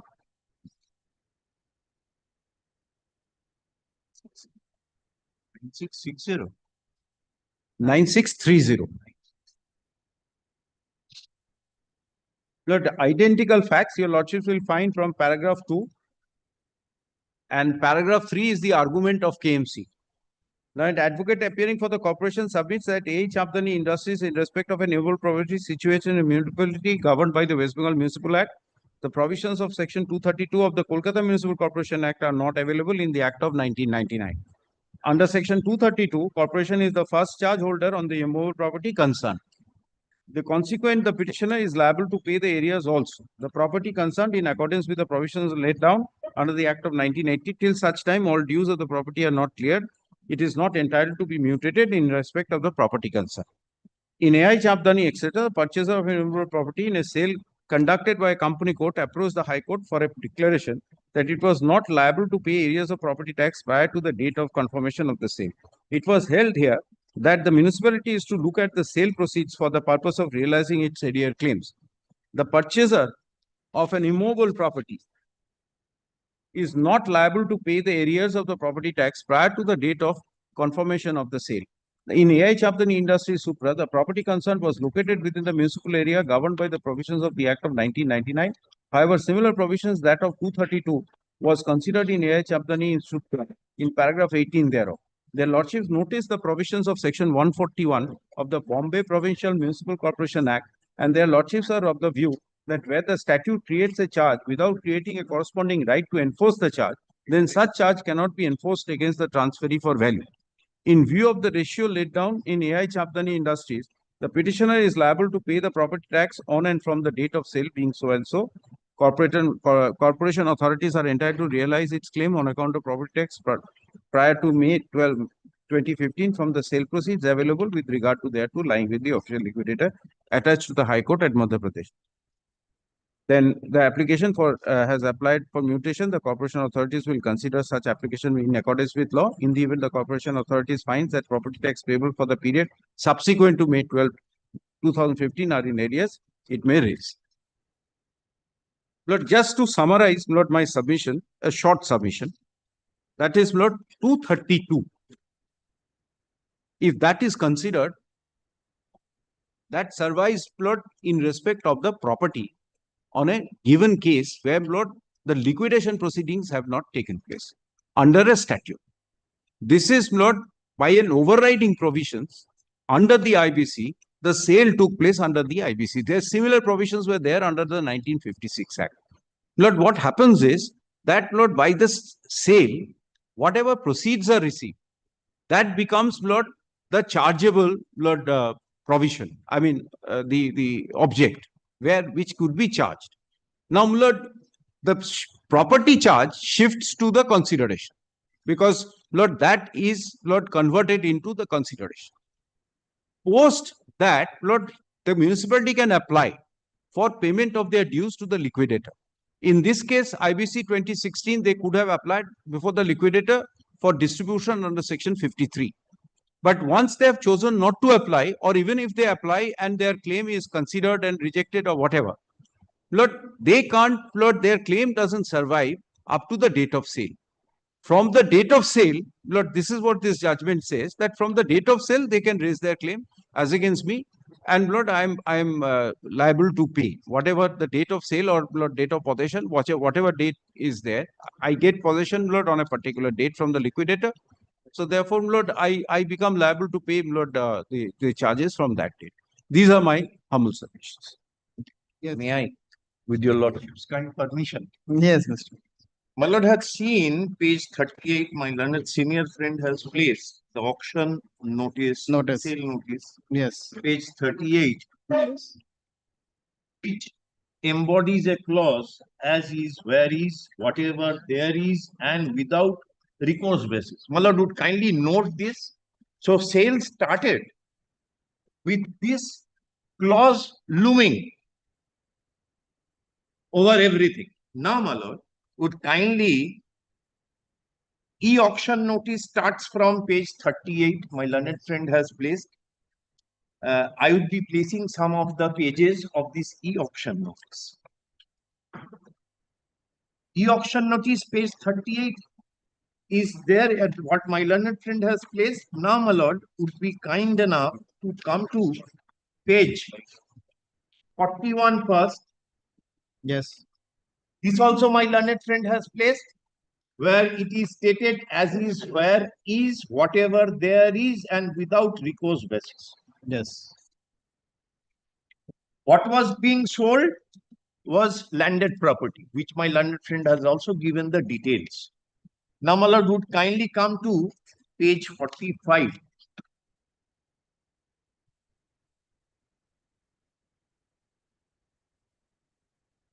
(6.2.3).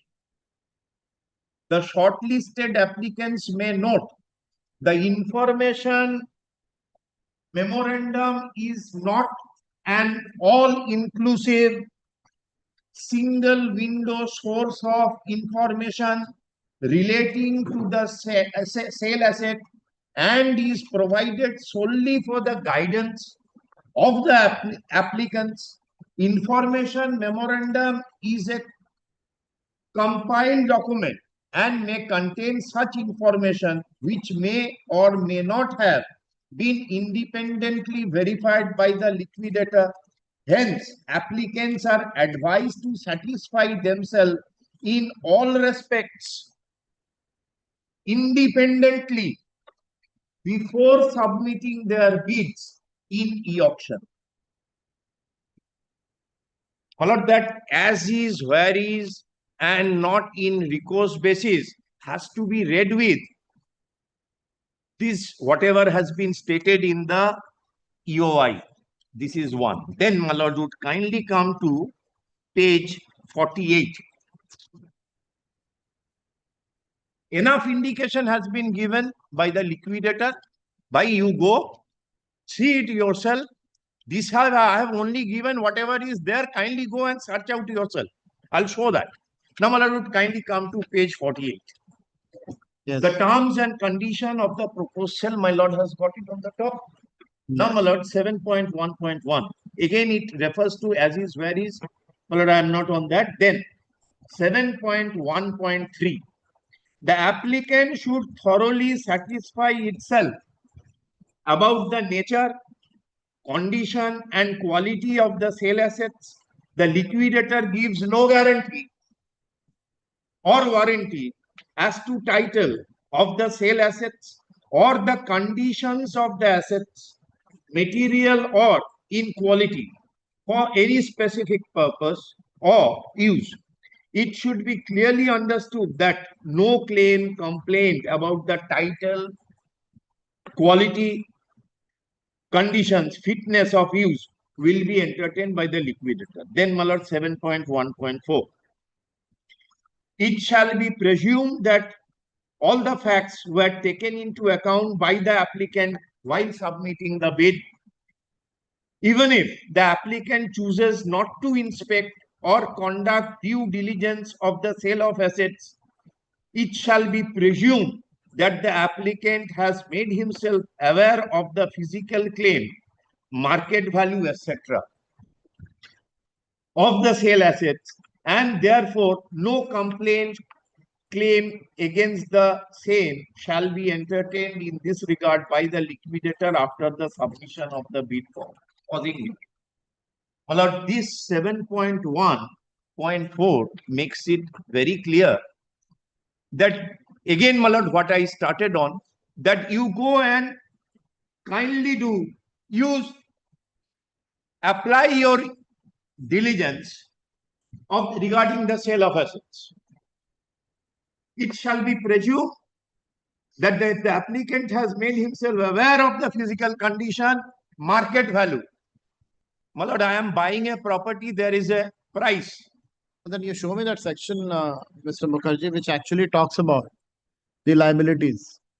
I'll come to that, my lord. So far as KMC Act is concerned, my learned friend has placed, but he has placed one judgment of just now he has placed that Justice Boschak's judgment. But I'll be placing two more judgments on that point itself, which covers my case of our court and a division bench judge. Well, I just, my lord, finish with the clauses of this EOI. Then, my lord, would calmly come to 7.1.10.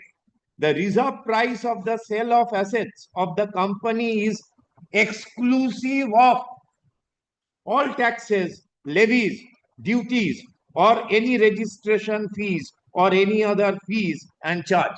My lord, reading 7.1.4 and 7.1.10 in conjunction, does it leave any doubt that what is not there, kindly do it? And it is the price given is exclusive of all these taxes. So it becomes, the moment I go and put up my bid, it becomes my duty to search for and see whether this, because it is said the price is exclusive of the tax. So when it is price is exclusive of the tax, it becomes my duty as a part of diligence in terms of 7.1.4 to see what are the taxes due. And regarding a landed property, what taxes might be there? It's only the property tax. When I am buying a landed property, it is only subject to property tax, nothing more than that. And the liquidator says that the price, reserve price, is exclusive of all this. And if I read 7.1.4, 7.1.10 in conjunction, it becomes a part of my diligence to search for, which we usually do when we buy an immovable property. A search is conducted in the corporation to see whether there is any past dues. Anyone who is buying. But that will be part of caveat emptor. I'll be placing a judgment on that also to satisfy your lordship. Now, my lord, would kindly come to page 49.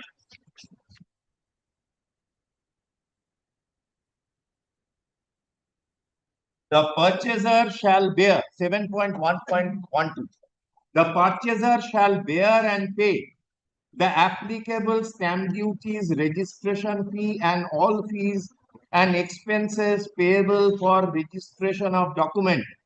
Thereafter, taxes, GST, etc., and all other duties payable in connection with purchase of the sale assets. Yes. Then, my lord, would kindly come to page 51.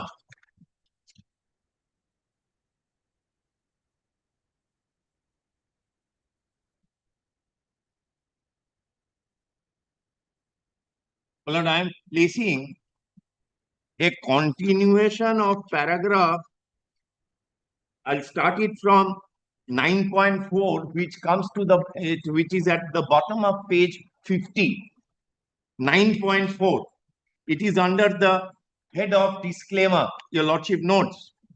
Para 9 is disclaimer, and I am placing, my lord, 9.4 at page 50, which continues to page 51. The information contained in the invitation is substantially based on estimated information, opinions, and information sourced from the stakeholders, public domain, and independent third parties.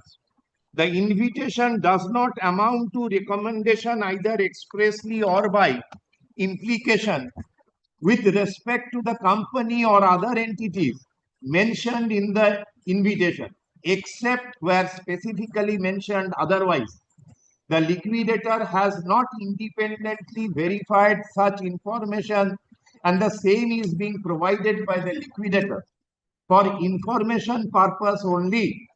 The liquidator does not make any representation or warranty as to the accuracy, reliability, or completeness of such information, and does not assume any undertaking to supplement such information as further information becomes available or in light of the changing circumstances.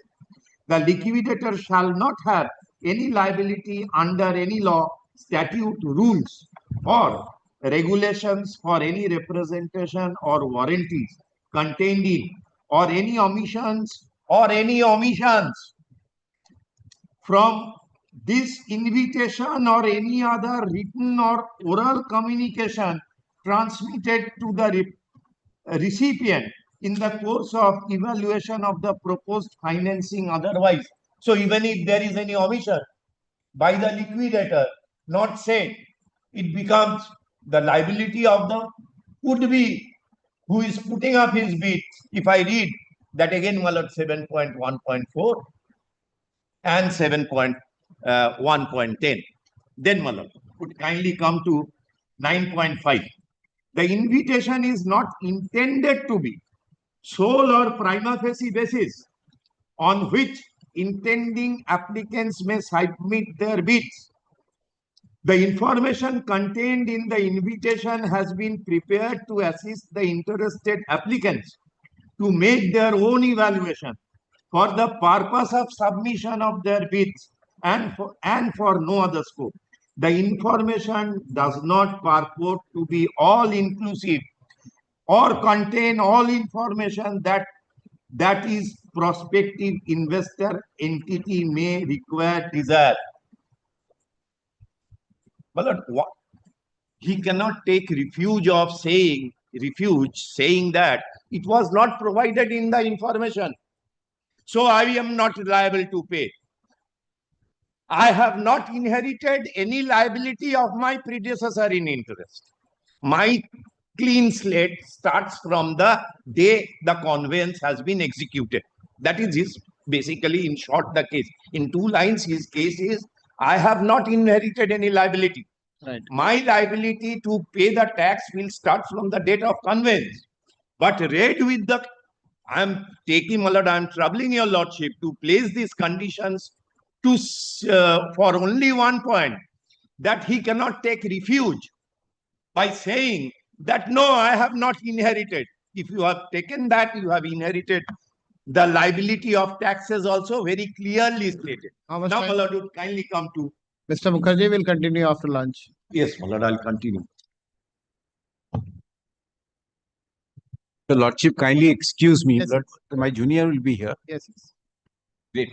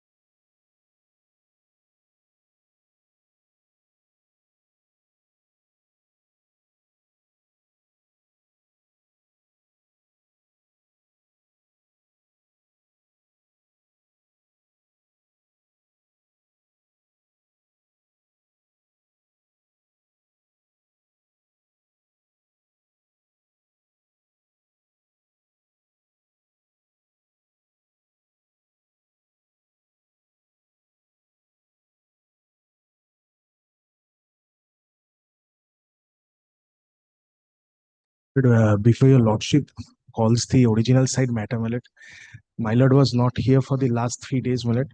So one matter was taken up by Justice Kaushik Chando yesterday, and his lordship has been pleased enough to grant an interim order for a period of 7 days.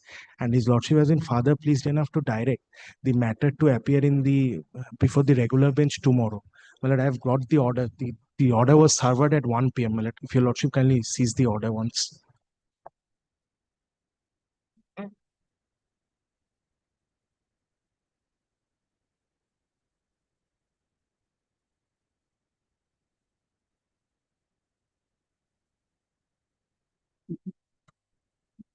Sir এটা opening stand দিয়েছে আজকে শেষ হবে না, তুই চিন্তা করিস না। আপনি থাকতে আমি বিষয়টা থাকতাম আমি চিন্তা করি না একদম চিন্তা আজকে 4:30 অব্দি তো হ্যাঁ, 4:30 পর্যন্তই আমি চালাবো। We'll have it tomorrow.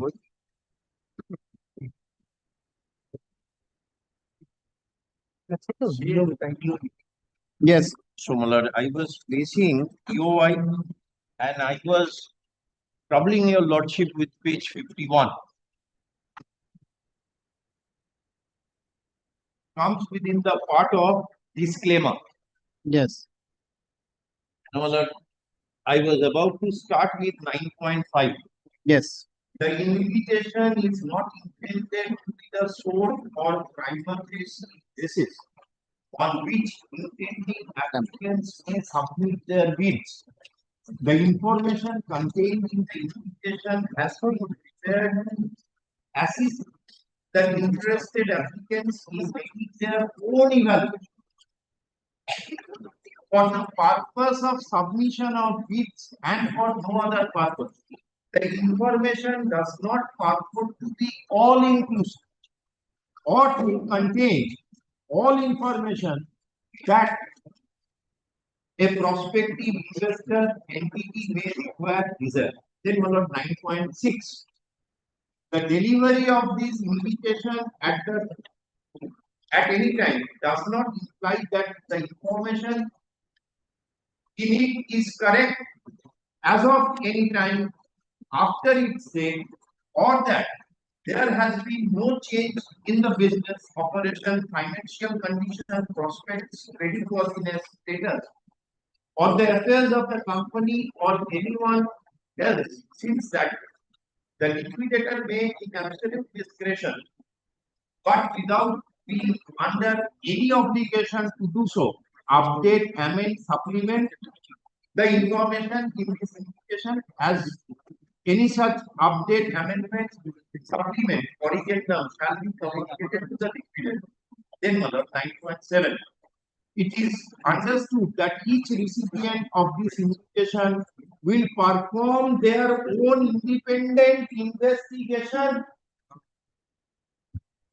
due diligence, again it is repeated, that due diligence, and analysis of the proposed financing and the creditworthiness of the company based on such information as it deems relevant and without reliance on the liquidator and this invitation, the liquidator shall endeavor to provide such cooperation as may be appropriate to carry any diligence at the cost and expense of the applicant. No claim shall lie against the liquidator with respect to the contents of this invitation. The information contained herein is not a substitute for the recipient's investigation, due diligence, and analysis. Recipient of this invitation must check and observe all applicable legal requirements, and for the avoidance of doubt, the receipt of this invitation and the information contained herein may not be taken as discharging the regulatory or statutory responsibility under applicable legislation. 9.9. The terms of this invitation are to be read subject to the disclaimer. Again, it is made clear the provision of this disclaimer takes precedence over any other provision of invitation which is inconsistent with or other conflict with any provision of disclaimer. Now, my lord, so far as the EOI is concerned, if I take all these clauses in my humble way, whatever I have read, I have placed it before your lordship. So if these clauses are taken into consideration, my lord, the argument that I did not know, the papers did not say anything, so I also did not, why it should come on my shoulder. The liability cannot be foisted upon me today after my e-auction has been accepted. Well, that argument, probably with the deepest respect and utmost humility to my learned senior friend, well, it gets demolished. The clauses are very clear, very explicit, that you exercise your diligence and own prudence and find out that what are there. And tax is a part of it, as I had shown, my lord, that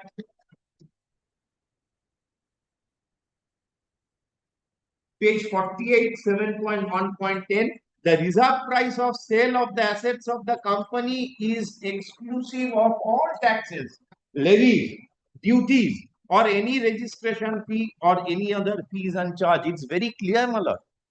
So the price what you are paying, that in the liquidation process as a part of the bid, is exclusive of taxes. Now, my lord, your lordship recollects, my learned senior friend, the process of liquidation is over. This money has been paid to the liquidator. So any unpaid taxes, the claim what you have, gets into that money. Your lordship recollects just? Yes, yes.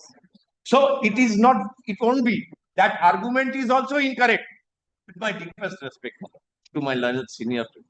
So the money, whatever the taxes are due in respect of the property left behind by the predecessor in interest, that does not get into that kitty of the money what he has paid to the liquidator, because that money is exclusive of all this. So my claim cannot be before the liquidator, and liquidator will say, I have made it clear in EOI that this money what he has paid is exclusive of all this. So why you are making a claim to me? As simple as that. When if I go to at all, I am an unsecured creditor. I am an unsecured creditor, but if I make any claim in view of this, my claim does not get into that kitty. Very clear. So that argument what my learned senior friend was making, well, it is contrary to the terms and condition of the e-auction. So much so. Now, my lord, pursuant to all this, a lease deed was executed. My lord, I am just drawing your lordship's attention to one of the lease deeds, which starts at page 71. It starts at page 71, and my lord would kindly take the trouble to come to page 71. Your lordship has got? Yes. This is the starting of the lease deed. Now, your lordship would kindly take the trouble to come to page 87.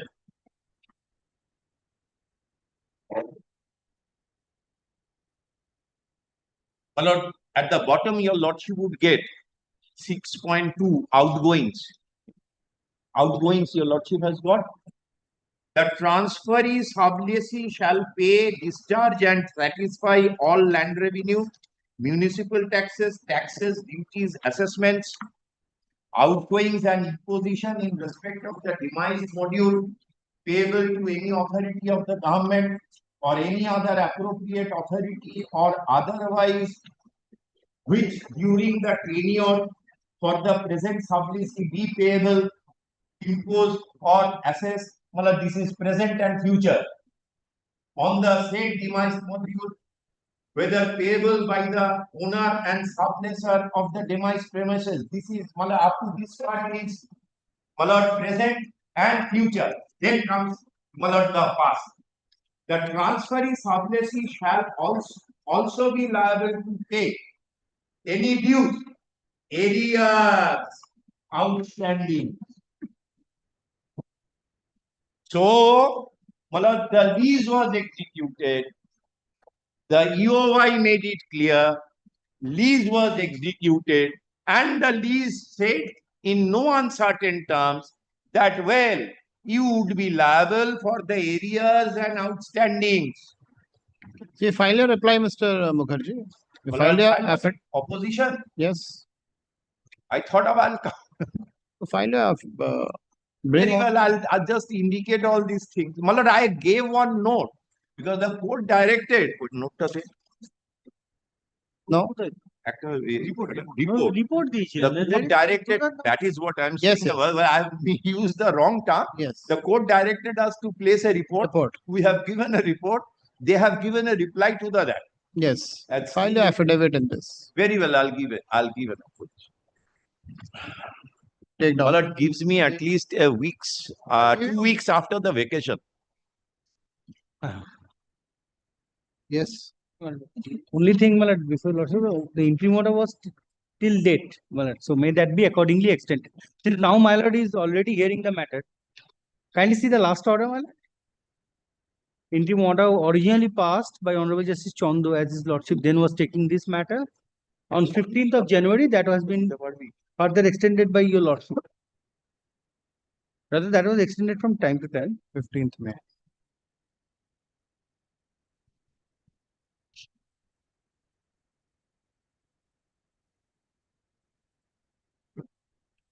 I make a prayer.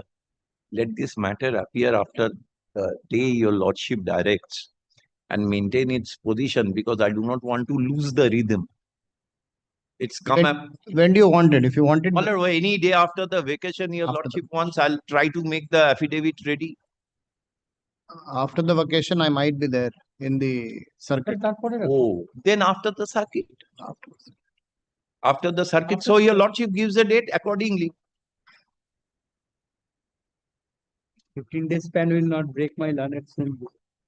It might. You do not know. The petitioner has preferred the present writ petition being aggrieved by the outstanding property tax demand dated 18 November 2024, raised by the respondent number 3, the municipal corporation. Full stop. The said demand pertains to 4 leasehold properties, namely Unit A201, A202, A301, and A302, at measuring about 45,208 square feet. In aggregate, along with 6 car park situated at Paridhan Garment Park, 19 Canal South Road, Tangra, West, Calcutta.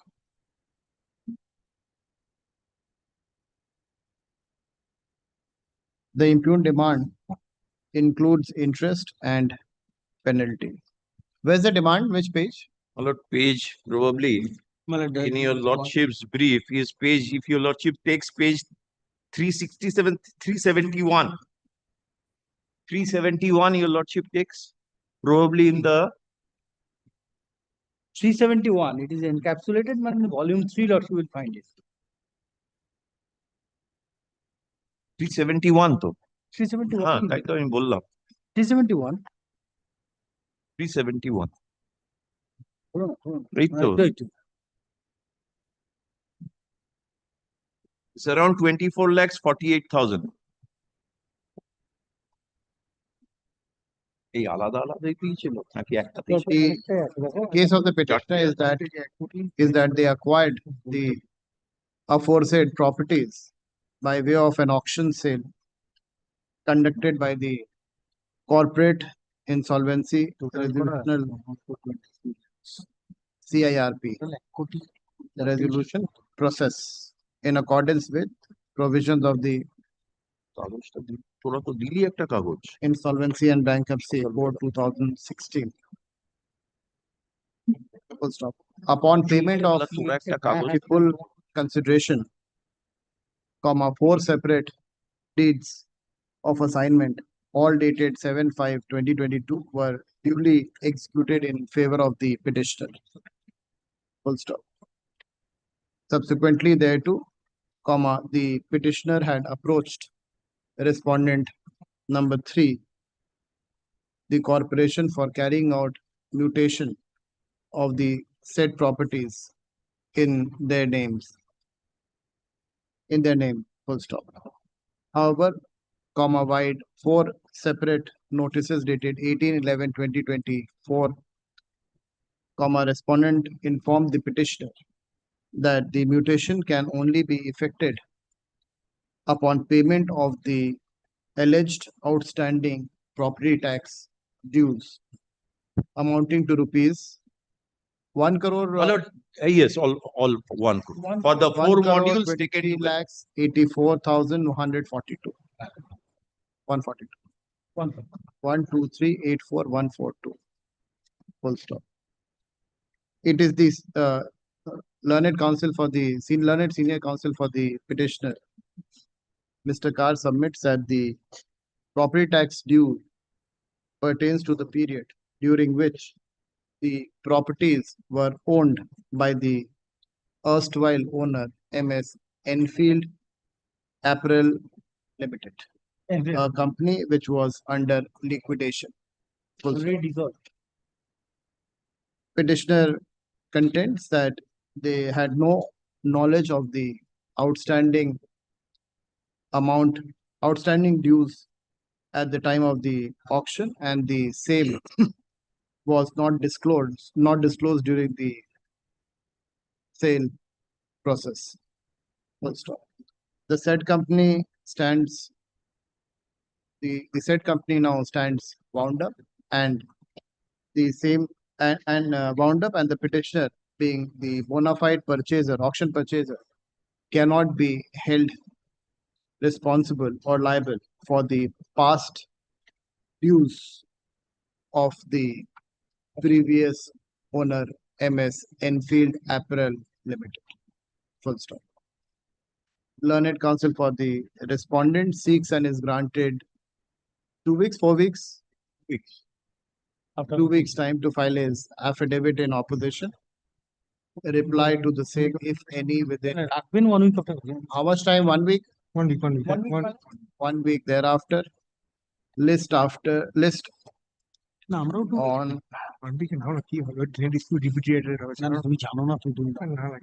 it be Lordship's pleasure to make 26th. Would it be Lordship's pleasure to make it 2 weeks? Our reply, Malad.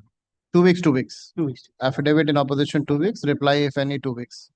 List on 26th of June. 2 weeks.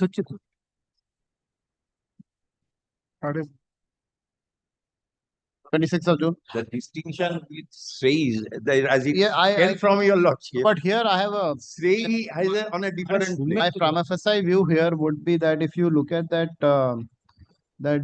judgment of Champadani, Yes. it is more to do with the official liquidator. The corporation can recover the money. That's just prima facie view. Chavdani has been considered. My learned friend has shown Justice Boshak's judgment, where Chavdani has been considered, and the court came to a finding that no, based on AI Chavdani, you cannot claim. Let us be back. Now, while passing that judgment, his lordship did not take into consideration another coordinate bench judgment of my Lord Justice Girish Chandra Gupta, as his lordship then was. That was a matter where also e-auction took place. But that time IBC won't be there. Yes, my lord. That is. My lord, I'd be very well. Why? There's no question of no. My lord, so far as my learned junior friend is concerned, I'm not passing a judgment. No, my lord. This my is lord, just I'd be an placing academic discussion. I'd be placing 3-judge judgment, 3 judges bench judgment of the Supreme Court, covering this only, where Chavdani and everything has been considered. Even a division bench very recently has considered and said no corporation can proceed with the dues. Just let the interim order extended till 15th May 2025 is further extended. I think the interim order is further extended till end of June, till 30th of June or until further orders, whichever is earlier. Let this matter be listed.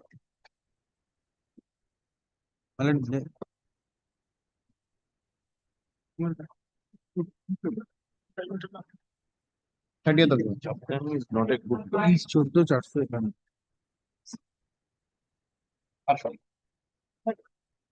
My lord, I am for the petitioner, lordship.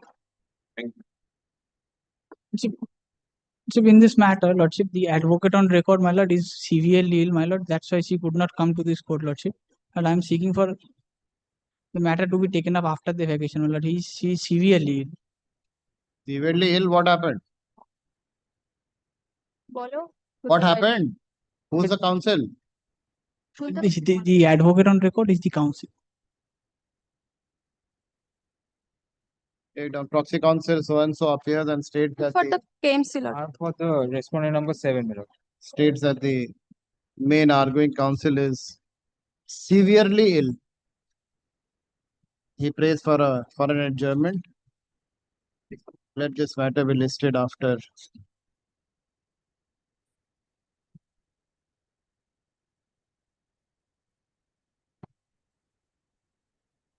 five weeks. 19th of June. 5 weeks. Great.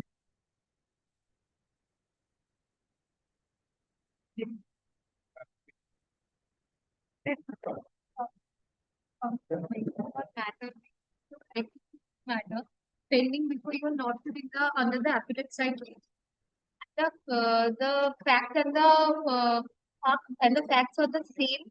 So kindly merge those matters so that matter can be heard together. Can't be heard today like this, madam. What is it? My lord, we are the petitioner before your lordship, my lord. He is the secretary of an organization of hawkers. My lord, he is also the member of the town vending committee for Kolkata. Blacktops of the roads have been declared as non-vending zone. My lord, we are seeing that, my lord, in the new market area, several thousands, hundreds of hawkers have been, my lord, permitted to operate from the blacktop of the road. My lord, we have requested the local police station, my lord, not even us, even the municipal authorities. They have requested the police station, but no action has been taken, my lord, till date. My lord, lordship may kindly comes to the decision of the town vending committee, which I have annexed at page 20.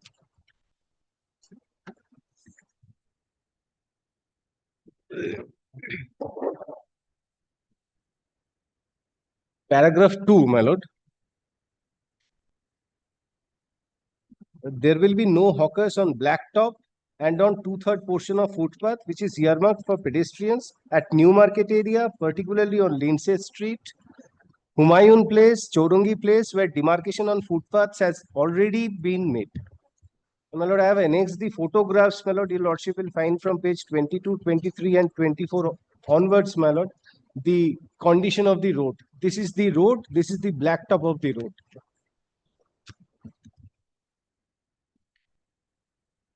And my lord, I have annexed the representations that we have made along with the, my lord, translated copy. The representations are in vernacular. My lord, I have annexed the translated copies.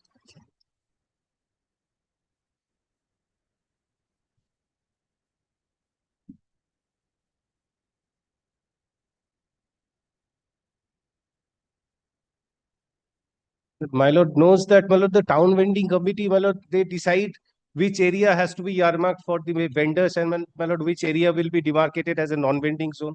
So, my lord, the decision has been taken. So, my lord, the municipal authority, my lord, are bound to, my lord, act in accordance with the Street Vendors Act and my lord, take steps.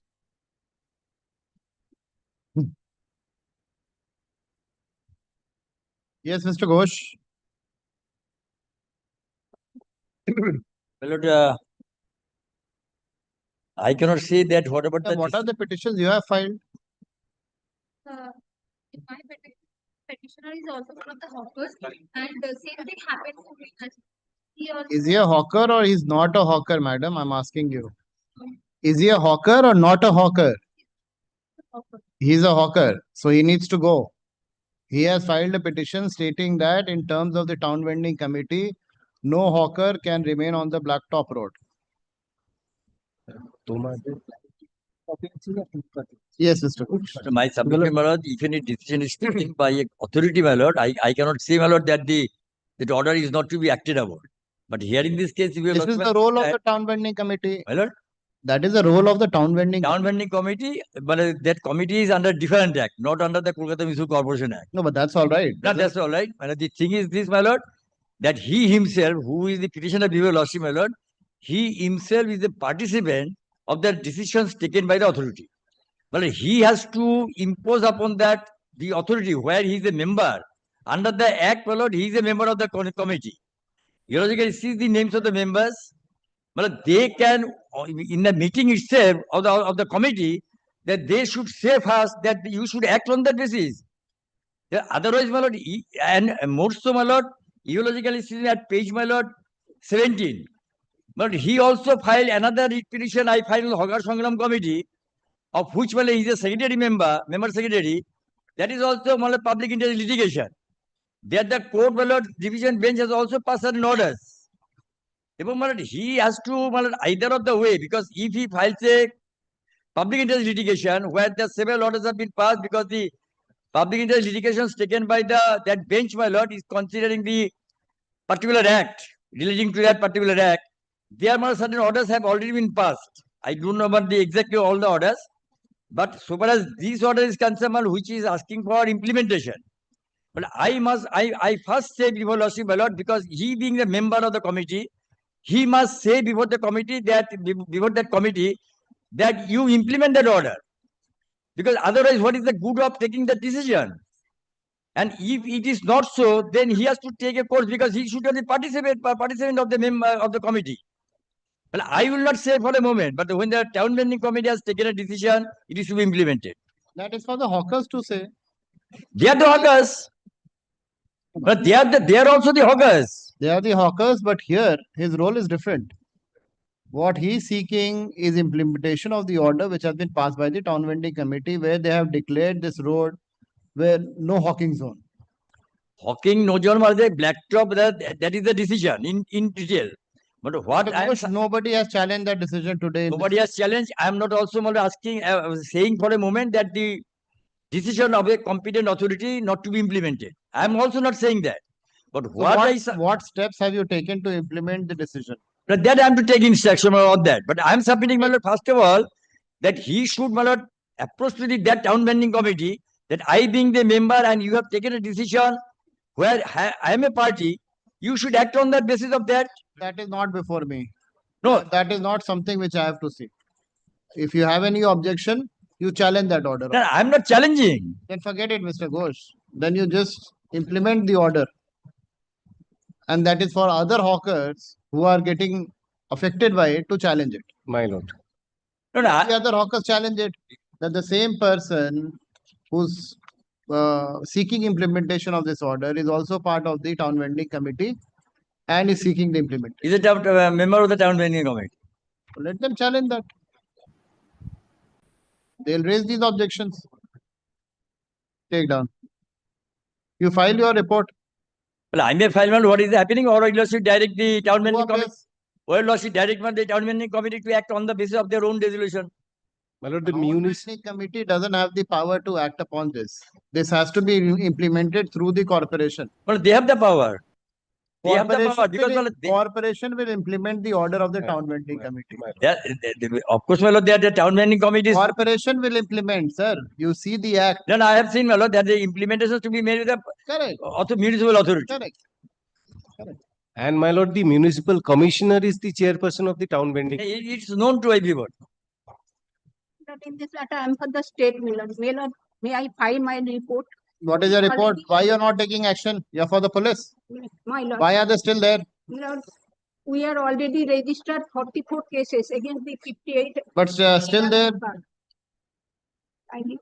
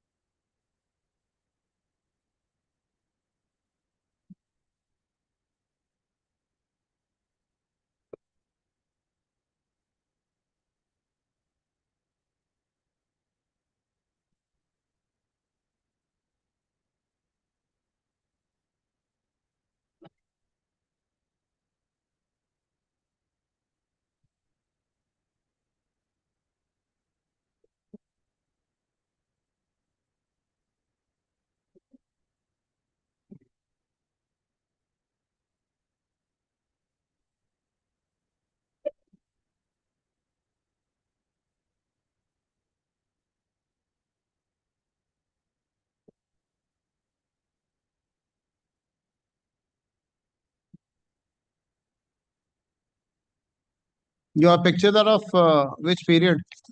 My They're lord, saying they have taken action. They have removed most of the hawkers from that area. my lord, so far as my information goes, my lord, they are still there. They are filing a They are report. still sir. there. My lord, I have spoken, and this is not far, my lord. This is New Market. It will take 10 minutes to go and visit. So that you should have done before coming My here. lord, we have. But even yesterday, we have taken instruction. The situation is the same. Hawkers are still there, my lord. Straight down. The petitioner has preferred the present written petition. These are, my lord, 2 weeks back, photographs taken of 2 weeks back. I think the petitioner, member of the town vending committee,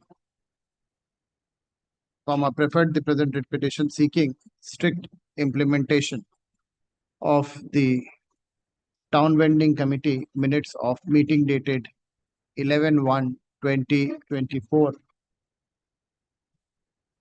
whereby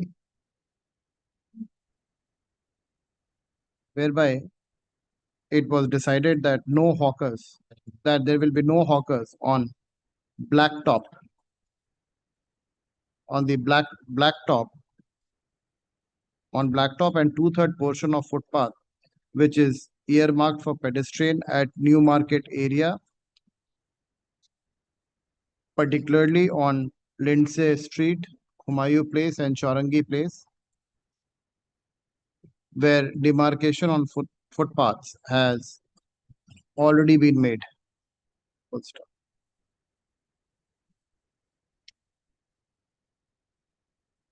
This is your grievance. It is the case of the petitioner that despite repeated representation, no action has been taken by the municipality.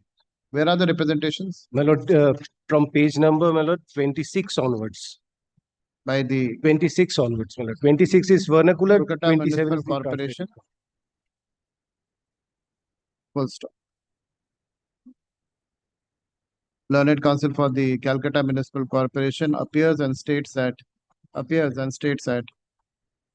they shall abide by the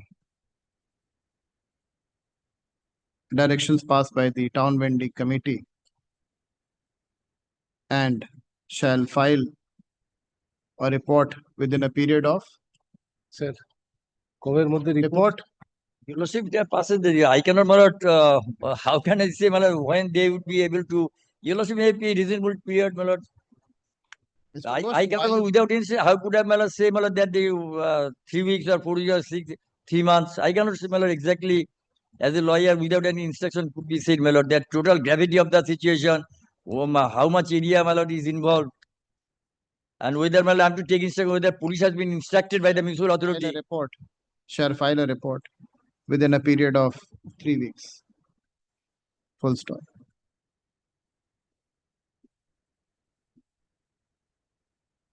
A report has been filed on behalf of the state police authorities, wherein it has been particularly mentioned that till date they have not received any request or complaint from the Calcutta Municipal Corporation. Though despite that they have carried out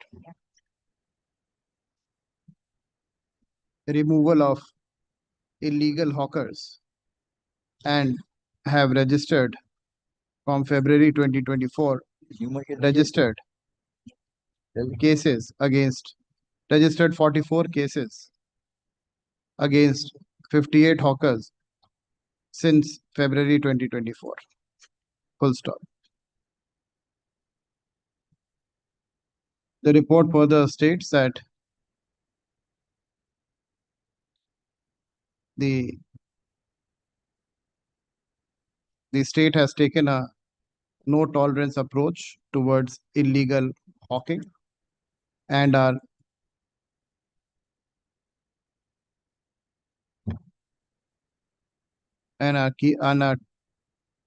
taking actions against illegal hawkers. Full stop.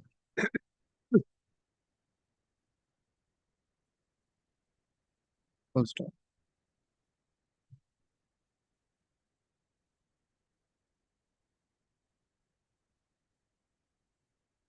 Let this matter be listed after 4 weeks.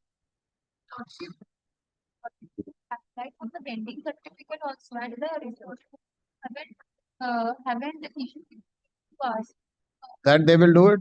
That's a separate proceeding, madam. Certificate of vending has not yet been, my lord, given to any of the hawkers. It is still in process. My learned senior will be able to, my lord. After 4 weeks. The report is taken on record. Great. Report filed by the state is taken on record.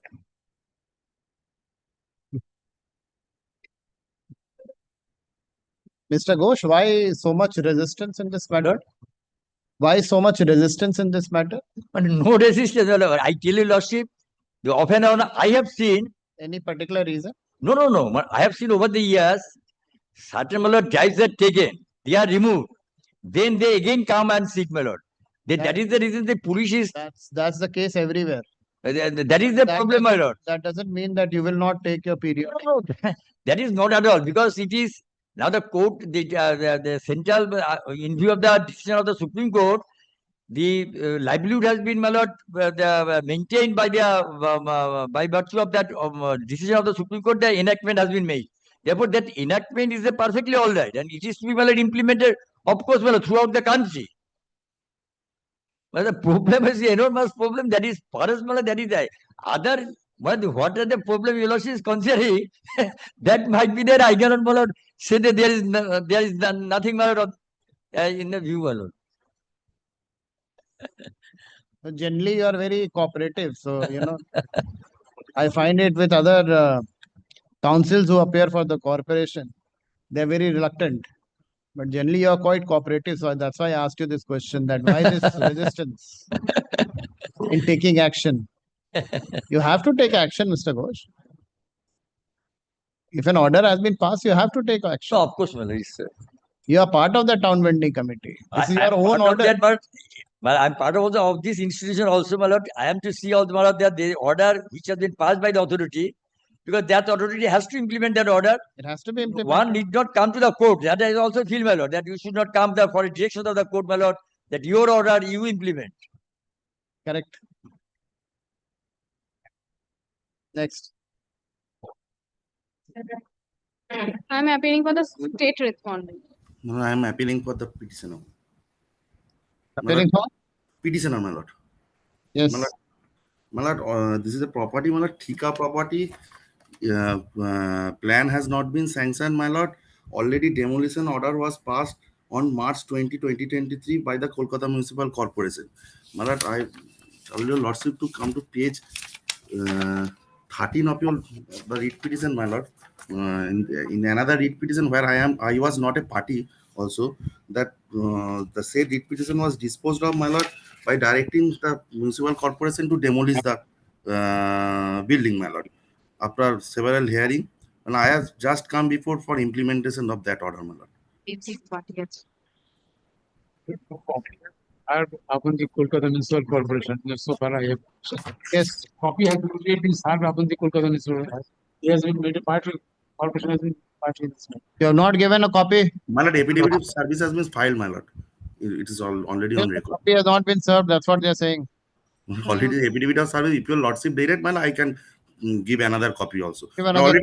already affidavit of services are before your lordship, my lord.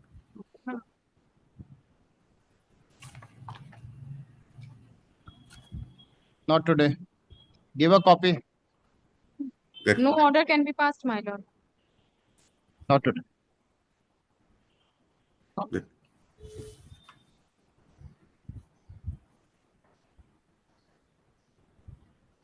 All.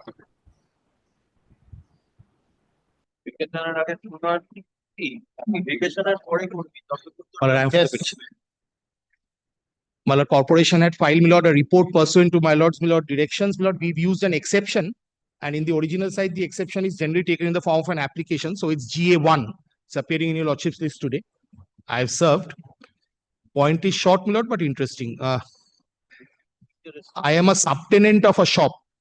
I am Wow Momo, my lord. I have a brisk business in the Rajbihari Avenue. Now, I was inducted into the shop by a tenant. Now, the tenant was supposed, what I would pay to the tenant was a minimum guaranteed amount of commission that was quantified in the agreement. Assessment thereafter took place. In the assessment proceedings, corporation is required to hear two sorts of people. One, the person who's primarily liable, that's the owner, and the person who's in occupation, that's the occupier. Both are required to be heard. I was not given a notice. Assessment was done behind my back. And in doing so, the amount which I was paying to the subtenant as minimum guaranteed commission has lock, stock and barrel been taken to be rent and annual valuation calculated on the basis thereof. I am raising two basic disputes which the tribunal cannot address. First, I am a person who's entitled to notice in terms of the judgment of the Honorable Supreme Court rendered in Calcutta Gujarati Education Society and also India Automobiles. Every occupier who's in occupation is entitled to notice. I was admittedly not given a notice. Please see, my lord, 2002 3 SCC 388. Will I give India Automobiles? Yes. Calcutta Gujarati. Before that, would your lordship kindly see just 2003 10 SCC 533. Occupier is required to be given notice.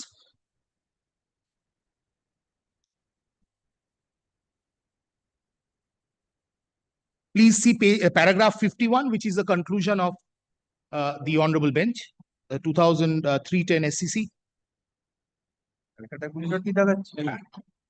As a result of the discussion aforesaid, we find no vice in any of the provisions of the Act, although we have considered it necessary to interpret the provisions harmoniously for better application of the provisions of the Act and the Tenancy Act. The various legal provisions assailed before us have been interpreted by us, and our conclusions are as under. 1.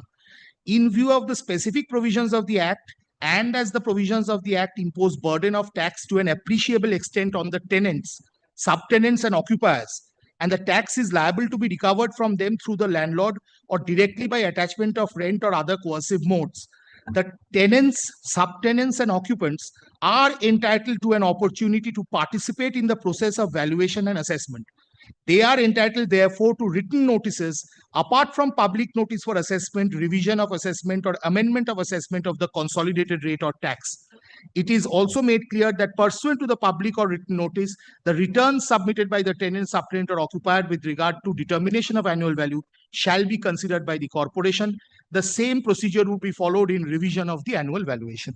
But I'm relying on this. This law was laid down sometime in 2003. And it continues to hold the field. My submission is that despite being the person in occupation, that's the subtenant who's carrying on the business of the Momo shop, and despite the component of minimum guaranteed commission in my agreement being treated to be the taxable event, I was not given an opportunity of hearing. Now, my lord, the question would arise, nowadays, whenever we complain about lack of opportunity of hearing, it has to be coupled with prejudice. What is the prejudice that I suffer, or that the assessment, how is the assessment bad just because I have not been heard? Because the document was before the court. My lord, to that, my humble submission is, my lord, the judgment of the Honorable Supreme Court in India Automobiles, my lord, I've handed over, my lord, a copy to your lordship, my lord. 2002, Volume 3, SCC 388. You gave a copy. Yes, I'm sorry. I'm sorry, Millet. May I take your lordship note to paragraph 23? Question was, how does the corporation determine annual valuation? Is it only by taking the rent or the rent paid by the subtenant to the tenant and adding the two? Supreme Court said no. Kindly come to paragraph 23 at page 408. And in that paragraph, my lord, I'll take your lordship lord into the next page at 409. Placitum F, somewhere, my lord, towards the bottom, Placitum F. Yes. We find some substances, my lord, got it, my lord? We find some substance in the submission of the learned counsel for the appellant that permitting the municipal authorities to assess the annual value only on the basis of the rent paid by the subtenant to the tenant and fixing its liability on the owner may adversely affect the owners of the buildings who have let their premises at a time when rents were meager and who under the rent control statutes are deprived of getting possession back of the lands and buildings from their tenants. Now, my lord, is the law laid down? The 1980 Act, therefore, requires application of mind by the municipal authorities to determine the rents on the basis of reasonableness by keeping into account all relevant circumstances, including the actual rent received by the owner, hypothetical standard rent, rent being received by the tenant from his subtenant, and other relevant considerations, such as the prevalent rate of rent of lands and buildings in the vicinity of the property being assessed. Only because the owner of the building is not getting the same rent which the subtenant is paying to his lessor cannot be made a basis to deprive the corporations from determining the annual valuation and taxing the land or building on that basis. If such a plea is accepted, it would be against the provisions of the statute which has been enacted to provide civic services in the form of water, drainage, sewerage, collection, removal and disposal of solid waste, fire prevention and fire safety maintenance of street and public places, etc. in the municipal area where land or building is situated. Therefore, Lord, this and paragraph 24, Placitum D, just where Placitum D starts, the line before, the municipal authority shall keep in mind the various pronouncements of this court, the statutory provisions made in the specified municipal acts, keeping in mind the applicability or non-applicability of the rent tax and the peculiar circumstances of each case to find out the gross annual rent of the building, including service charges, if any, at which such land or building might at the time of assessment be reasonably expected to let from year to year in terms of section 174 of the 1980 Act. Therefore, municipal authorities will have to take the component of rent paid by the subtenant to the tenant. Various other components have to be taken in and it has to be decided. Now, since I was not there, one of the difficulties is that the additional components were not placed before the concerned officer and they could not be taken into account. Question is, does the tribunal have determination to deal with this? The answer to this is yes, because this is an order of the hearing officer, which is appealable under section 189. But the deviation from the usual rule of exhaustion of remedies would be fourfold. Two of them are at least here squarely attracted. Number one, despite the Supreme Court in paragraph 51 of Calcutta Gujarati laying down that I as an occupier am required to be heard, I was not heard, not given a notice, neither permitted to participate. Therefore, my lord, there is a gross violation of the principles of natural justice. That is one of the four exceptions in the celebrated decision of Whirlpool. That's 1998, volume 8, SCC, page 1, paragraph 15. Whirlpool, this is the first exception. The second one is that the corporation had to go into a fact-finding exercise for the purpose of coming to the conclusion as to what was the rent. Now, my lord, as far as that fact-finding exercise is concerned, please see the order of the hearing officer. He has lock, stock and barrel taken the commission paid by me to my immediate landlord to be the rent. That's at page 27. If your lordship would see, my lord, the agreement.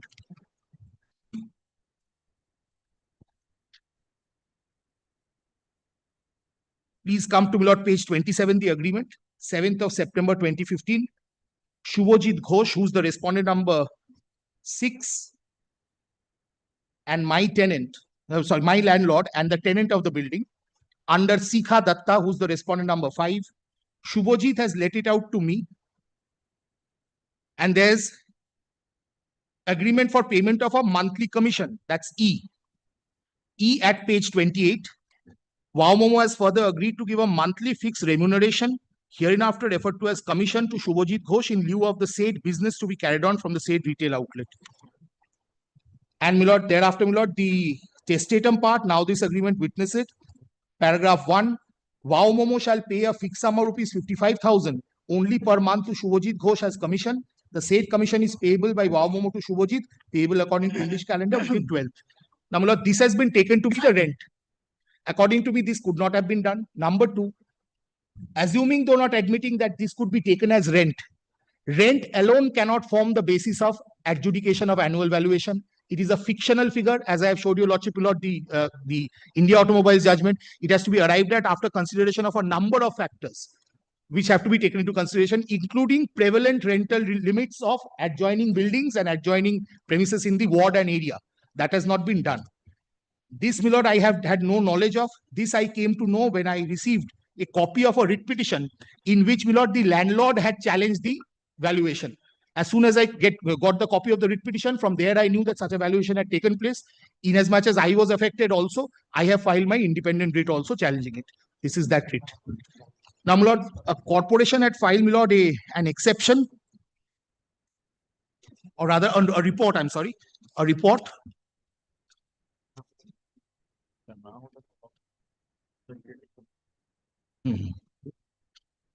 That was, my lord, filed before your lordship on 3rd of April 2025. That's the report, date of the report. Whatever I say is completely vindicated by what the corporation says in paragraph 11. I will not waste your lordship's time with the entire report. I am at the admitted subtenant.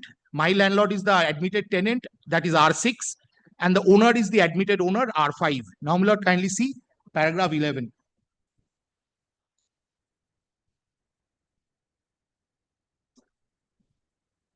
Paragraph E and paragraph F, subparagraphs E and F. Owner and tenant were heard, subtenant was not heard. And I am not only the subtenant, I am the subtenant in occupation.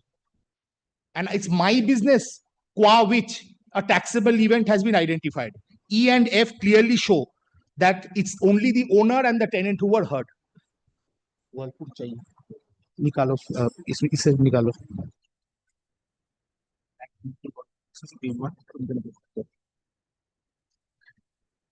Now, my lord,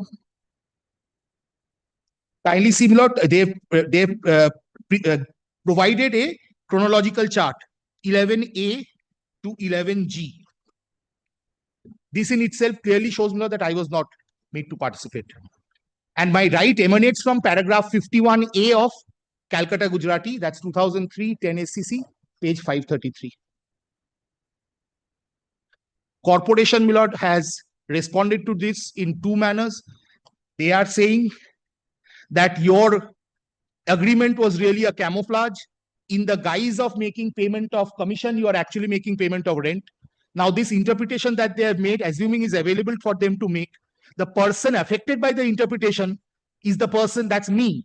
I am affected by the civil consequence of that interpretation, and I am not, my lord, given a notice of hearing. So, my lord, it's a double jeopardy as far as I am concerned, both in terms of violation of the provisions of section 183 and 4 in not giving me a notice. Second, from the point of view of interpreting my agreement for commission as an agreement for rent simpliciter and proceeding on the basis of that rent in order to fix the annual valuation. Both of them, my lord, are dehors the act. The tribunal will not be in a position, may I say, to come to that adjudication as an appellate authority without the first authority having performed its duties properly. Here, my lord, there has not been any performance at all. My instrument has been taken into account. 55,000 was the commission, lock, stock and barrel, that has been taken to be rent. It will be multiplied by 10 minus 10% equal to the annual valuation. That's what has been done. Now, this is contrary to, my lord, the placetum F and G, which I had placed, my lord, of India Automobiles. Now, my lord, only just Whirlpool I'll just formally place, but before that, just one thing which the corporation has taken, it's my duty to point out. Corporation says that now there is no requirement of giving the occupier an opportunity of hearing. Why do they say this? Please take up, my lord, section 184 of the Act.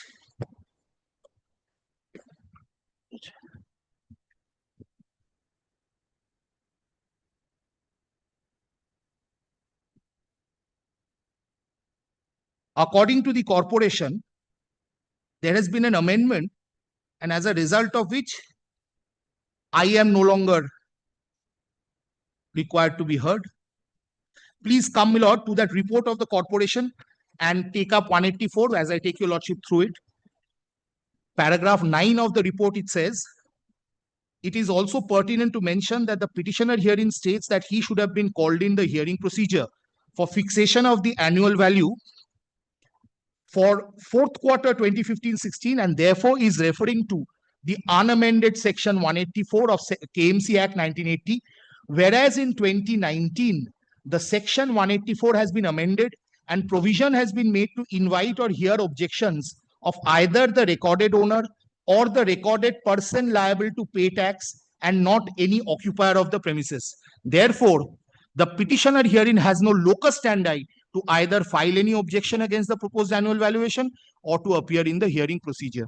He says that there has been a change of the provision of section 184. Now, my submissions to that is, kindly see the section 184 that was prevalent at the time of the assessment. That's fourth quarter 2015-16. That section 184 is, my lord, given. 184 subsection 4 would clearly show that I was entitled to a notice because I am an occupier. Both subsection 3, which is for general revaluation, and subsection 4, which is for intermediate revaluation, I am entitled to a notice. Please see subsection 3, owner, lessee, sublessee, occupier.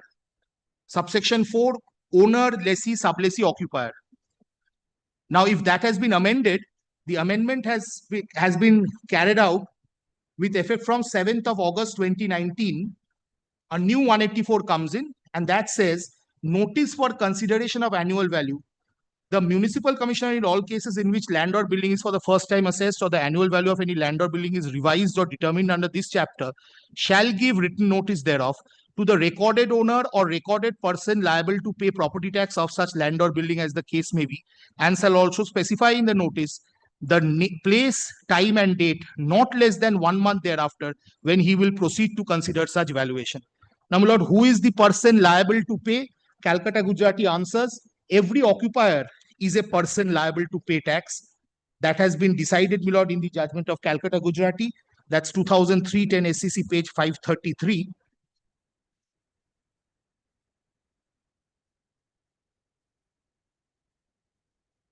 Again, my lord, paragraph 51 for your lordship's consideration.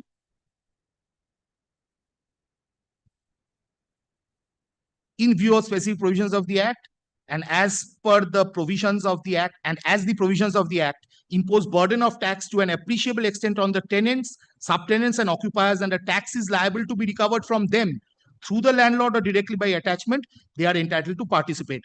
Therefore, they have been, every person in occupation is a person liable. Now, my lord, kindly come to paragraph 40 also on this, while on this, paragraph 40 of these reports. Para 40 of what? Para 40 of Calcutta Gujarati. Para 40.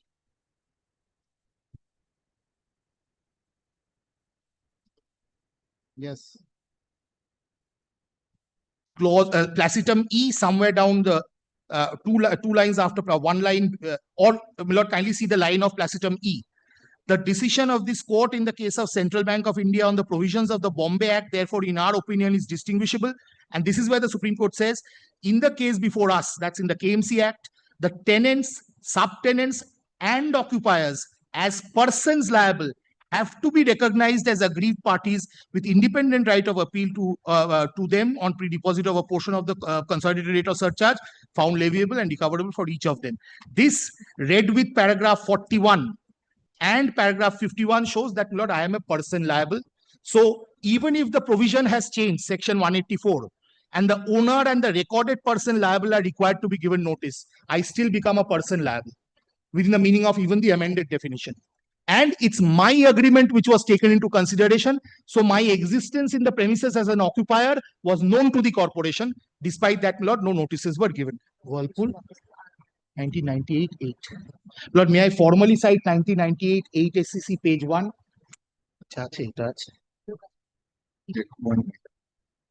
May I kindly? No, I'm relying on paragraph 15. Kindly give me a minute. It will come, Lord. I'll just formally rely. That says one of what it's now statutory almost. It's so popular. 4 exceptions to to the general rule of exhaustion of statutory remedies. First is if the order impugned is without jurisdiction. 2 is if the principles of natural justice have been violated. 3 is if any of the fundamental rights of the petitioner under Part 3 have been violated. And 4 is if the virus of any statute is under question. In this case, my lord, I squarely fall within at least 2 of, my lord, the exceptions. Number 1 being, my lord, that I was not given an opportunity of hearing, so natural justice. And number 2 is for my fundamental right has been violated because anything done in violation of natural justice offends Article 14, which is Part 3 of the Constitution. So on those 2 points, I am seeking, my lord, your lordship's kind interference so that I be sent back and this assessment be reheard in my presence so that we can come to the rationale. So, paragraph 15, I'm grateful for. Paragraph 14 and 15. Thank you so much. Thank you. Now, with brothers like these at the bar, my lord, we need not worry. Especially supportive senior brothers, my lord, right from college till now. Paragraph 14 and 15, my lord, we'll see. This has now almost become statutory. It's been quoted in hundreds of judgments and we'll reiterate it till date. Paragraph 15 will be, perhaps, my lord, the next page at the top, the first paragraph.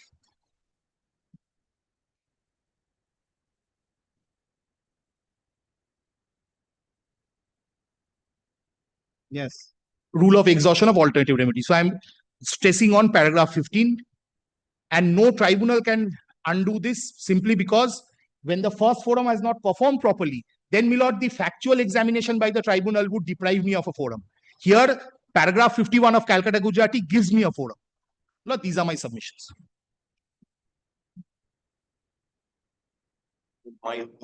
My exception report is before your lordship. Page 31 is the order passed. Page 31, page 31 is the order passed. Page 31 of? Page 31 of this report I have filed, to which my learned friend has. Page 31 is the, of my report is the order passed by the hearing officer. Muller would find from the order itself that on the top, for the assessee, one Sri H. Dotto, the son of the authorized representative of the assessee, Shikha Dotto, her son appeared, and for the tenant, that is Shubhajit Ghosh, he was also represented.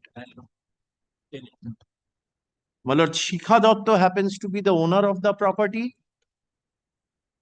Respondent number 5, Shubhajit Ghosh, is the tenant, direct tenant under the landlord. And my learned friend is a subtenant under Shubhajit Ghosh.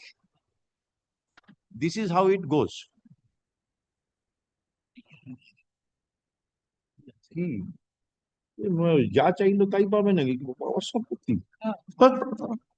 Now, my lord, sees, my lord, as per the law, what was existing earlier, prior to 2019, this Calcutta Gujarati was rendered. Calcutta Gujarati was rendered. Now, this is a G+4 building. My lord would kindly come to paragraph 25 of that judgment once. Before I take to the other distinctions, my lord would come to paragraph 25 of that judgment itself.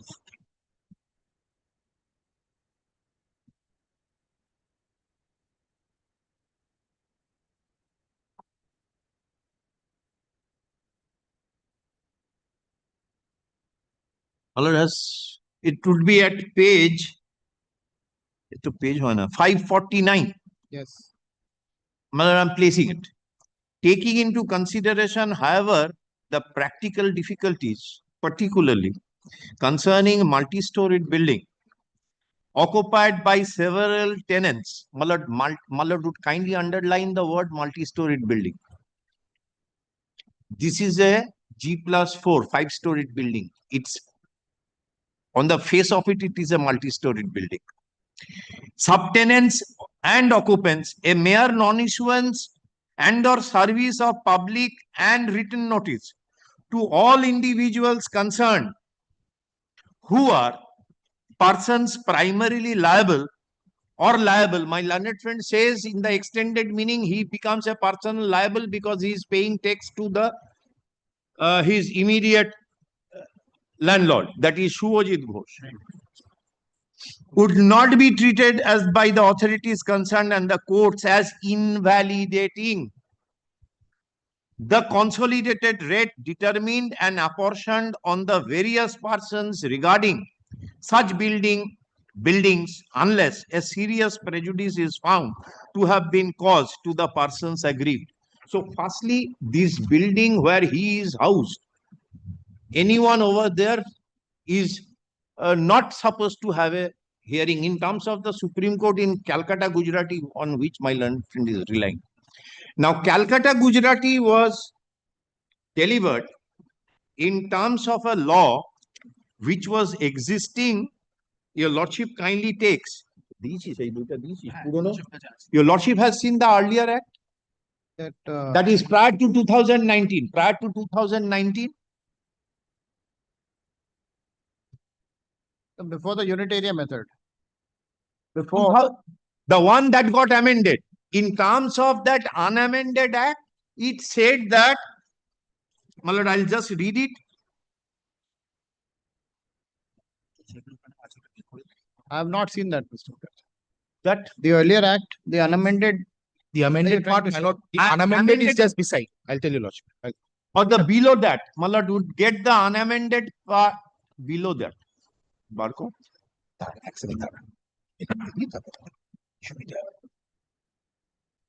Which section? 184. আছে নেই মনে হয় নেই নেই নেই নেই নেই তারপরে 185 এ চলে গেছে এটাতে নেই আচ্ছা your lordship would kindly my lord would pardon the new one is there. My lord would pardon me, I have marked my book. No problem.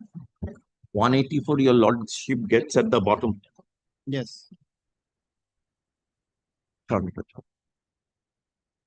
So that was the provision. My lord would kindly see. It clearly stated that owner, occupier, everyone has to be given a notice under 184. When a general revaluation or whatever or intermediate revaluation is sought to be done by the corporation. And in that backdrop, the judgment of the Honorable Supreme Court in Calcutta, Gujarati was delivered. However, at paragraph 25, the Honorable Supreme Court has clearly stated that in a multi-storied building, if there is any such infraction, that itself should not be taken very seriously. But here,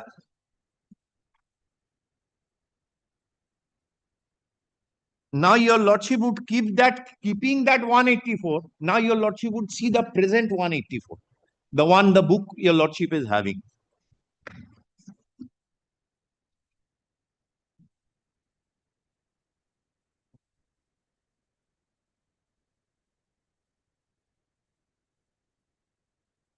It now says, the municipal commissioner in all cases in which any land or building is for the first time assessed or the annual value of the land or building is revised or determined under this chapter shall give notice thereof to the recorded owner, that is Shubhajit, not Shubhajit Ghosh, that is Shikha Datta, who has been given a notice, or the recorded person liable to pay property tax, that is Shubhajit Ghosh. I have discharged the liability imposed upon me by the statute. They have now 31, your lordship sees the order. They have attended the hearing. Yes. They have given an objection. After hearing that objection, I have passed an order, which is at page 31, which I have indicated. Page 31 of that note. Now, my lord, what he is seeking is a sort of a judicial review of a quasi-judicial order, which is otherwise appealable. And he says that, no, I will not go in appeal. I do not know whether he has been, somebody is patting his back saying that you now make it, because we have exhausted our chances going there and appearing. Now you go and do it. Probably you can now do it. Take the point of non-service of notice. That's the answer to the point of. Now, my lord, now I am placing the law. My learned friend is saying, prompting that is the answer to the point of law. If the law has changed, I am placing the law. Now, this is the changed law where he doesn't get any chance of to get in. And otherwise also, in terms of Calcutta, Gujarat. My lord would see the order. It's a quite a detailed order. All the objections, this is 4th quarter 15-16. My lord would get the notice. 4th quarter 15-16, the notice is at page 19 of that, my lord, my report. The notice is dated 5/12/2022. No, sorry. The notice is dated 29/10/22.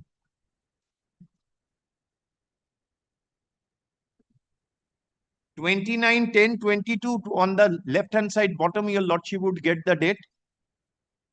Page 19. Page 19. That's the notice of hearing under section 184. Now, this notice, in terms of this notice, both the recorded owner as well as the person liable to pay tax had appeared. They have given their objection. Objection was heard. And after that, this order at page 31 has been passed. This is otherwise an appealable order. This is otherwise an appealable order. My lord, three things, my lord, as I have understood. My lord, first, there has to be a notice. Second, there notice to the person who, in terms of the law, whom are to be given, I have given. Second, objection has to be invited. Objection has to be considered and a reasoned order has to be passed. Now, my lord, the reasoning in the order might not be to the liking of the assessee or anyone else. But nonetheless, if there is a reason, you challenge that, you see the veracity of that reason is correct or not in an appellate forum. My lord,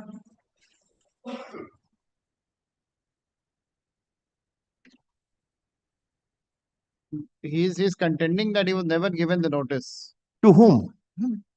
He is no one in terms of the new law. He is no one in terms of the new law. If your lordship sees, as I have read, recorded owner or the recorded person liable to pay tax. The recorded person liable to pay tax is Shubhajit Ghosh and the owner is Shikha Datta. To them I have given notice and they have appeared in the hearing. Filed objection, objection heard. And thereafter this order has been passed. So the rudimentary principles of natural justice or the Wednesbury principles, as your lordship says, my lord, that has been covered. That is covered. There is no lacuna so far as that is concerned. And the taxes are being paid by this Shubhajit Ghosh. If your lordship takes into consideration this,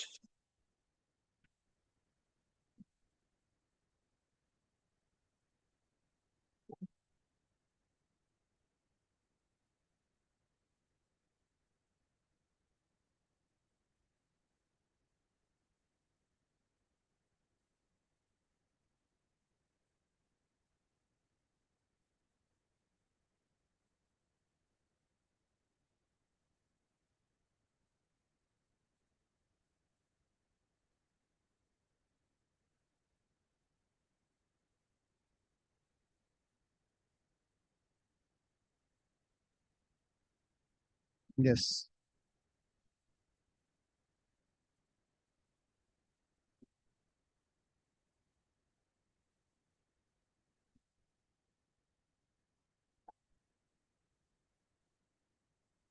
this is assailable before the tribunal. My lord, with my deepest respect, I submit. Quite a detailed order has been passed, my lord, running from page 31 to page 33 of the brief what I have handed up, 39. At least 9-page order has been given. The reasonings are there. Might not be to the liking, but reasons are there. Now, my lord, this part is over so far as notice, hearing and hearing given to the person as stated in the act itself.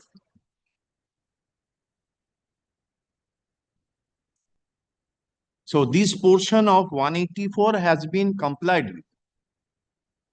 If the law has excluded him from the domain of hearing by change, he cannot put in something in the act which is not there. Because there's a marked departure from the earlier act so far as the present law is concerned. What 184 stood prior to 2019 is different, absolutely different, based on which that Calcutta Gujarati was delivered. My respectful submission with the utmost humility, my lord, that Calcutta Gujarati cannot apply post 1919. Pre 1919, of course, yes, but post 1919, even if I have taken, he might will say that fourth quarter 15 and 16 was under consideration. Fourth quarter 15 and 16 was under consideration, which is prior to the amendment of the act. But the notice of hearing, your lordship, I have shown, that is the reason why I have shown the notice. The notice is of 22. Which page? Well, page 19, left hand bottom, 922. Page 19 is page 19, Mala. Here.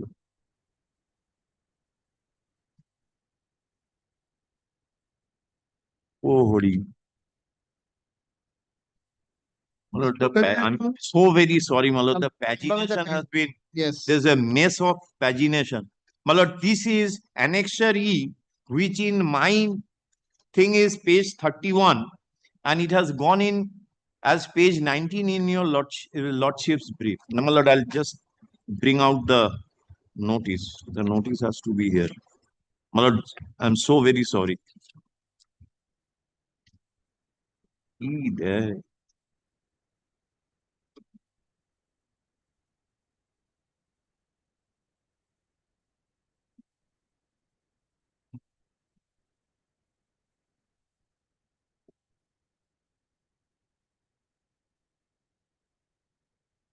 I'll just find it out. My lord, this is the notice, Annexure C to that bunch. I'm just finding out. I have not marked, your lordship can take note of. I'll just take out C from your lordship's copy. Okay.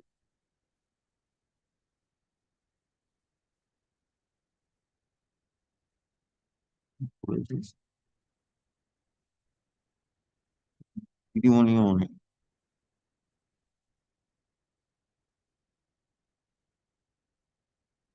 Yes, mother.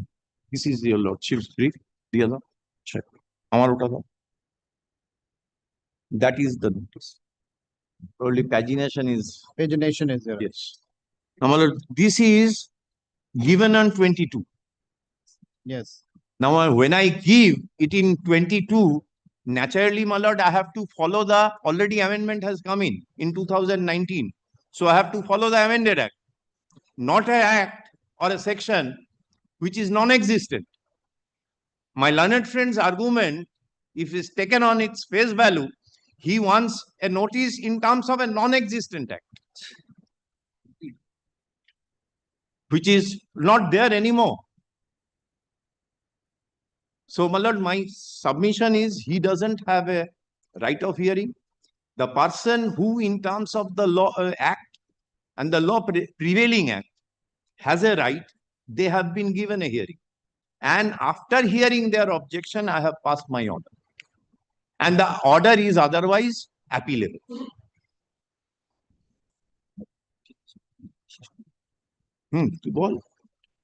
Just a short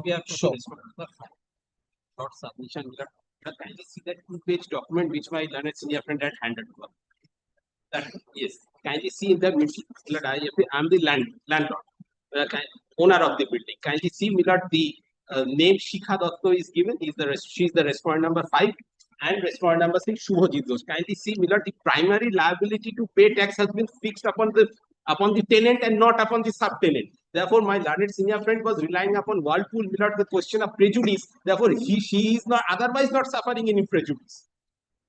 What he has to pay, what Milord, the tax as of today has to be paid by his Milord immediate by the tenant, not the subtenant. Therefore, Milord, how far Milord this repetition is maintainable, my lord, kindly consider.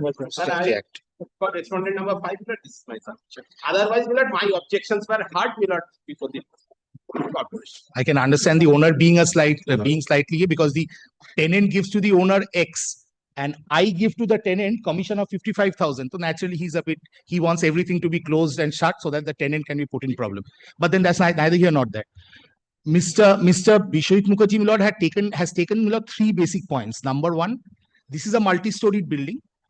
In respect of a multi-storied building, if there are a number of occupiers, if 1 or 2 are missed out, that should not upset the entire assessment. That is what the Supreme Court has said in Calcutta Gujarati in the context of paragraph 25. Please have a look at Calcutta Gujarati, Milord, paragraph 25. What is the context in which, Milord, it has been stated?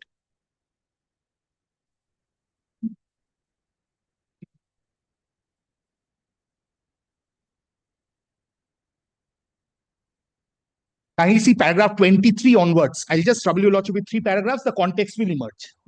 Mr. Mukherjee ought to have placed it according to me, but then it's neither here nor there. It's up to him. Paragraph 23. What was the argument taken by the corporation? Lord, in certain buildings of Calcutta, especially central Calcutta, there are about 10,000 tenants. In certain buildings, there are 1,000 tenants. Because in Bada Bazar, some buildings are there. They are known as Raja Katra and the like, where my lord will not be able to count the number of occupiers that are there.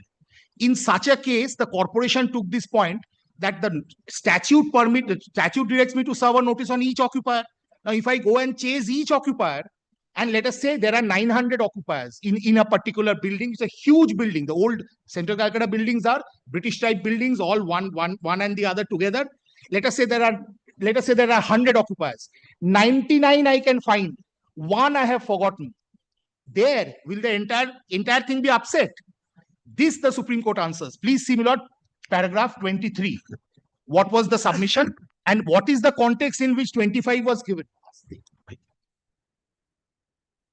The learned counsel, paragraph 23. The learned counsel appearing for the corporation submits that in the city of Calcutta, there are large number of multi-storied buildings that service of individual notice to each tenant, subtenant, as also to all the occupants of such buildings, and giving them opportunity of hearing at every stage would not only be a marathon exercise involving insurmountable practical difficulties and bottlenecks, but would make the whole process highly cumbersome, if not impossible, in finalizing the assessment within a reasonable time. It would also put the corporation to such a colossal establishment expenditure, which may be more than the actual amount of tax that might be levied and found recoverable. Now, my lord, this argument is rejected by Supreme Court in paragraph 24. Such argument cannot be accepted. The underlying portion of the provisions of the Act is required to be followed, and it grants effective participation to tenants, subtenants, and occupants who, pursuant to public notice or written notices, approach the competent authority by raising objections and claim opportunity of hearing in the course of proceedings. We therefore find that the provisions of the Act allow full and effective participation to the tenants, subtenants, or occupants in the process of assessment of consolidated rate. Now, my lord, the Supreme Court clarifies. Taking into consideration, however, the practical difficulties, particularly concerning multi-storied buildings occupied by several tenants, subtenants, and occupants, a mere non-issuance and or service of public and written notices to all individuals concerned who are persons primarily liable or liable would not be treated by the authorities concerned and courts as invalidating the consolidated rate determined and apportioned on various persons regarding such building or buildings, unless a serious prejudice is found to have been caused to the persons aggrieved. Pausing here for a moment. In my case, the only occupant in respect of whom the taxable event has taken place is me. I am the subtenant. I am the occupant, writ petitioner. This is not a case in which there were 900 occupants and 899 were given notice and one has missed out and he is now coming and taking a chance. I was the only occupant, qua whose shop there was this revision of assessment. My agreement was noticed by the corporation and the officer, and yet I was kept in the dark. Therefore, my lord, paragraph 23 and 24, my lord, would apply. 25 would not apply because I am not 1 out of 100. This is one. Second is, another submission is made that there's a change in 184, as a result of which today, my lord will not look at the earlier 184, but the new 184. To that, my lord, my answers are these. Please see, my lord, when the assessment is being done. Please see, my lord, section 184, the assessment, my lord, at the time when it was done. Please be satisfied, my lord, when I submit to your lordship that the assessment was with effect from 4th quarter 2015-2016.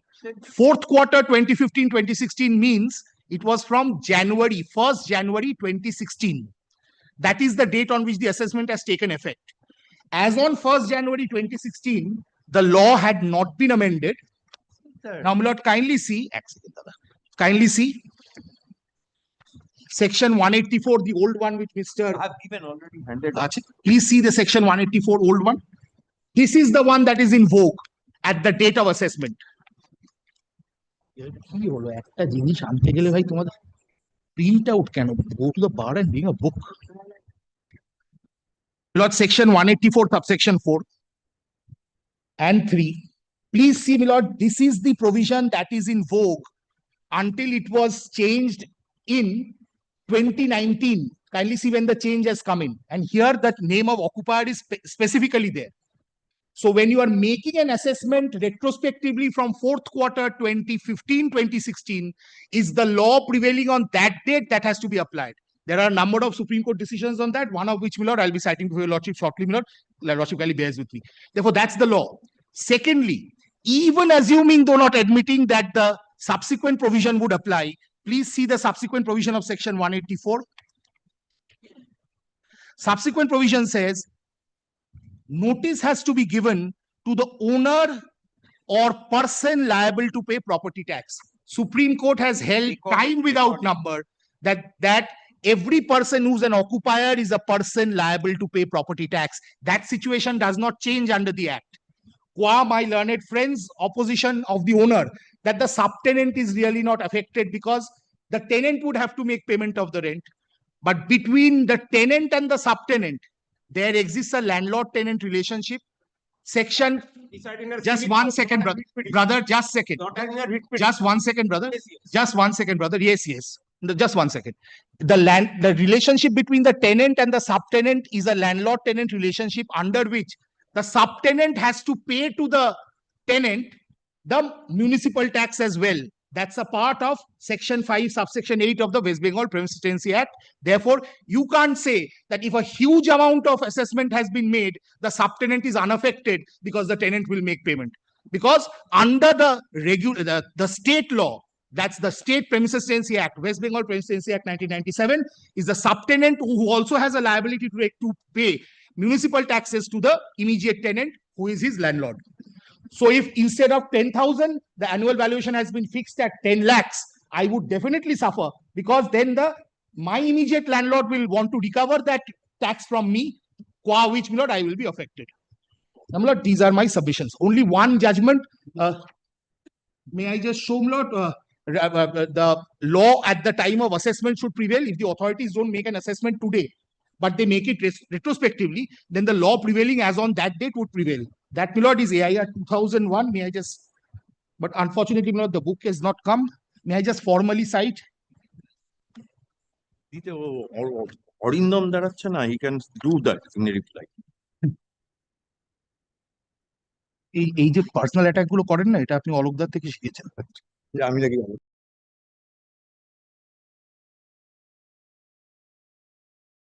2001 Supreme Court 2046, the Commissioner versus Griha, Yajamunala Samkhya and others. Yeah, 2001. AIR 2001, Supreme Court 2046, which is also equivalent to 2001 Volume 5 SCC, page 651. I'll mark out the paragraph for your lordship. I'll also give him a copy in about, I hope in about a minute.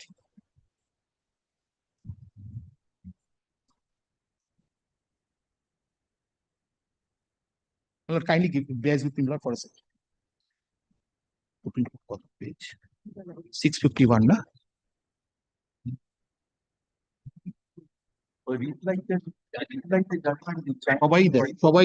সবাই দেয় অরিন্দম পারে মানে কি?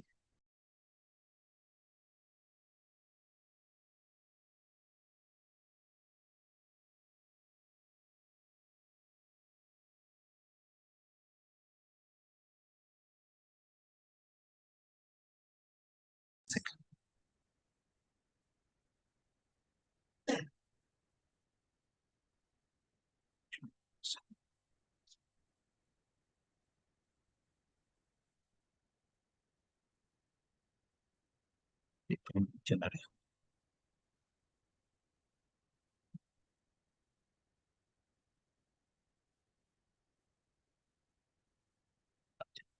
My lord, before that, may I just show your lordship the provision of the act? I just need to find out the relevant paragraph. It appears that এক second বের করুন, ওটা ওর মধ্যে আছে।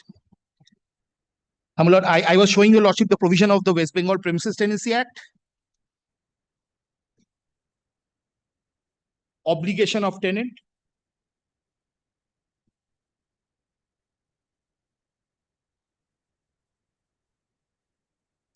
Section 5, subsection 8. He said that as a tenant, I am not bothered because I don't need to pay anything to my immediate landlord. Section 5, subsection 8.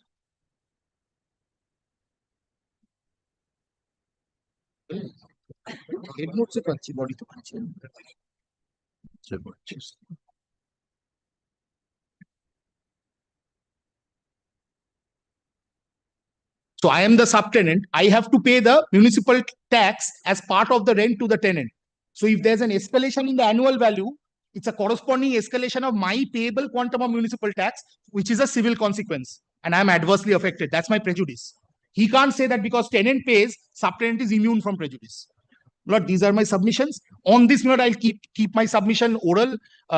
This, unfortunately, the head note and the paragraphs are not tallying totally. It also does not say No, what you have Act submitted. 2001. But please take it from me, my lord. It is my submission at the bar.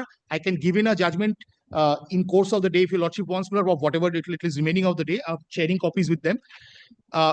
The law which applies at the time when the assessment is sought to be effected is the law which is required to be applied. Here they are making the assessment retrospectively qua fourth quarter 2015-2016, that is 1st January 2016. Therefore, when they look at the procedural law, it's the procedural law prevailing as on 1st January 2016 which has to be applied. That's my submission. And there are plethora of judgments. I'll give you lordship just once. Unfortunately, there's some wrong noting, lord. From the head notes, I don't find lord anything inside here in this one. These are my submissions. And Whirlpool I have dealt with. He said it's appellable. I have said why it's not. Why your lordships can come within the picture frame. I'm a person liable. I don't. You cannot anyway, foist upon yourself. Why are we? You are a person liable. Why are we quibbling like this, sir? We made our submissions. Why quibble? It's so good that I don't understand. One or two words meant essentially for us. One or two words I understand. My lord, do not take it seriously. My lord, by now, ঠিক আছে ভালো আছে, my lord will understand. ঠিক আছে ভালো আছে, কেমন আছো? These three, my lord will understand. I understand more than that. I understand more than that. I won't venture into the left side. I was only talking of things right.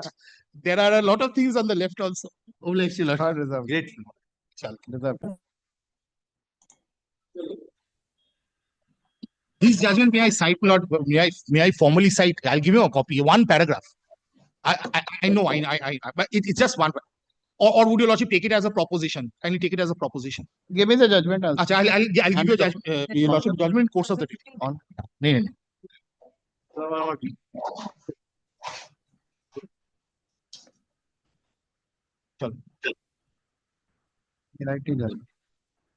No.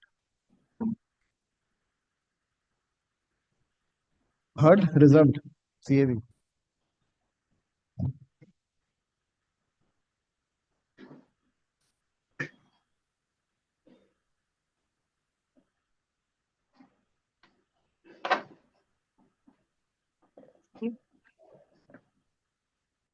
Next.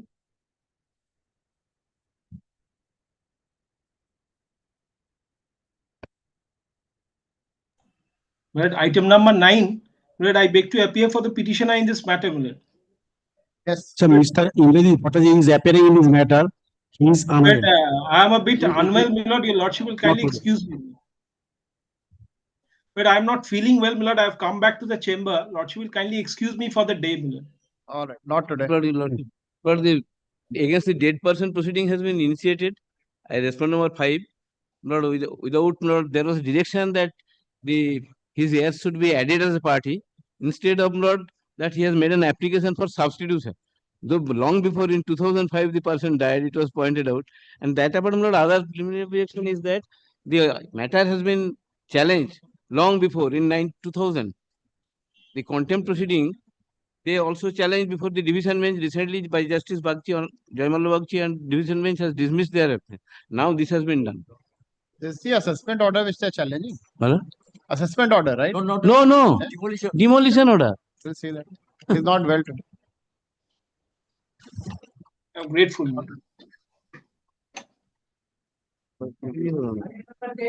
Lord, I am appearing on behalf of the petitioner. My lord, in item 10, my lord, I have the instruction to appear for the private respondent.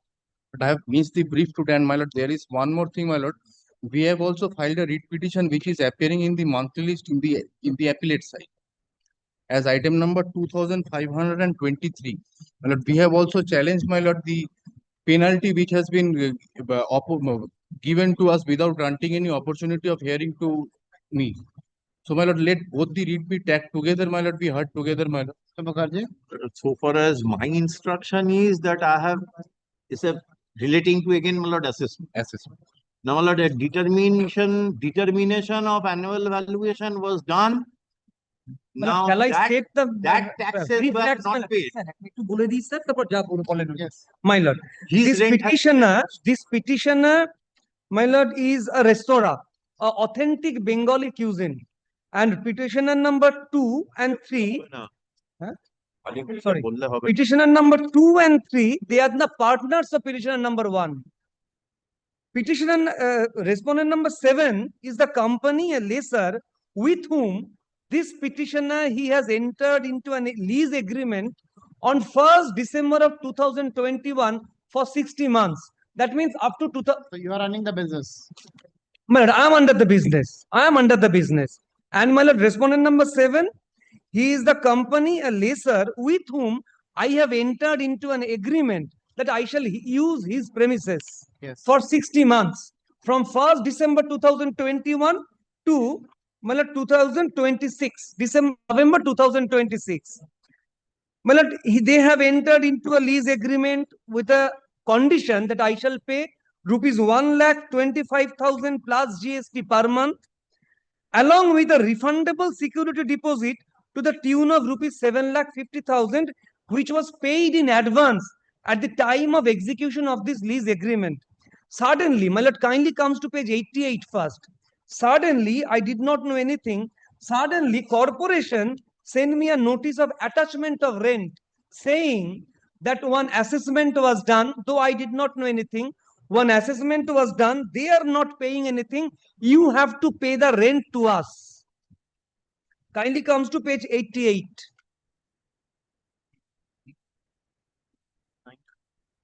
What have you filed? My lord, I have filed a writ petition challenging that, my lord, the assessment without granting any opportunity of hearing to me.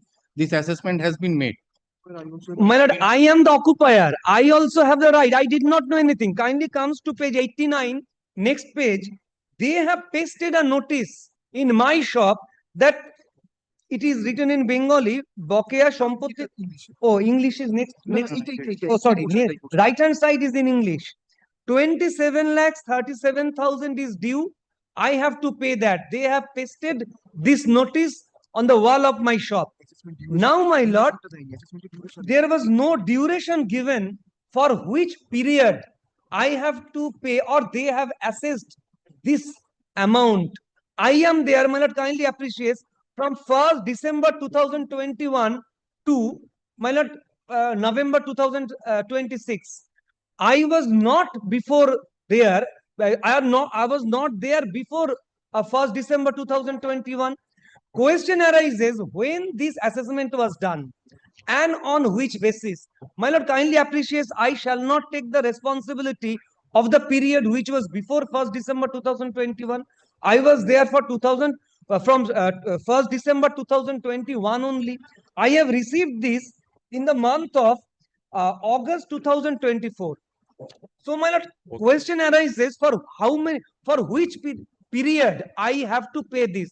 Number two is, my lord, I am not against the bill I can pay. But question arises, shall it be adjusted? I'm asking myself, shall it be adjusted with the rent which I had to pay to the lease, to the lessor? There was no condition in my lease agreement, no condition. Now, my lord, they are saying that they will talk to the corporation and they will adjust. Corporation is saying, if you do not pay the entire rent amount immediately, I shall close the shop. Several notices were given to corporation as well as to the lessor. Till date, my lord, we have not received any reply. This is in short our case. Scheduled on 3rd of January. Thereafter, nothing happened. Initially, one hearing was scheduled on 3rd of January. My lord, the lessor, they wrote a letter to the corporation that they need some time. We also did not know about that and did not know anything about that. We want a date of hearing. We want to appear in the hearing. The hearing is only if the matter is remanded back. There is the question of hearing. Now, my lord, there is already a property tax assessment which has been done. No, my lord, no hearing was done, my lord. No assessment. It is a case of reassessment. Then question arises, when assessment was done? We did not know anything. So they would know, the owners would have Probably known they that. also. No, my lord, they are also saying that they also did not know when the assessment was done. So far as he So is then concerned. we'll keep both the matters next Thursday. Yes. We'll list it together. Next Thursday. You get your instruction. I'll get my records. Get instruction.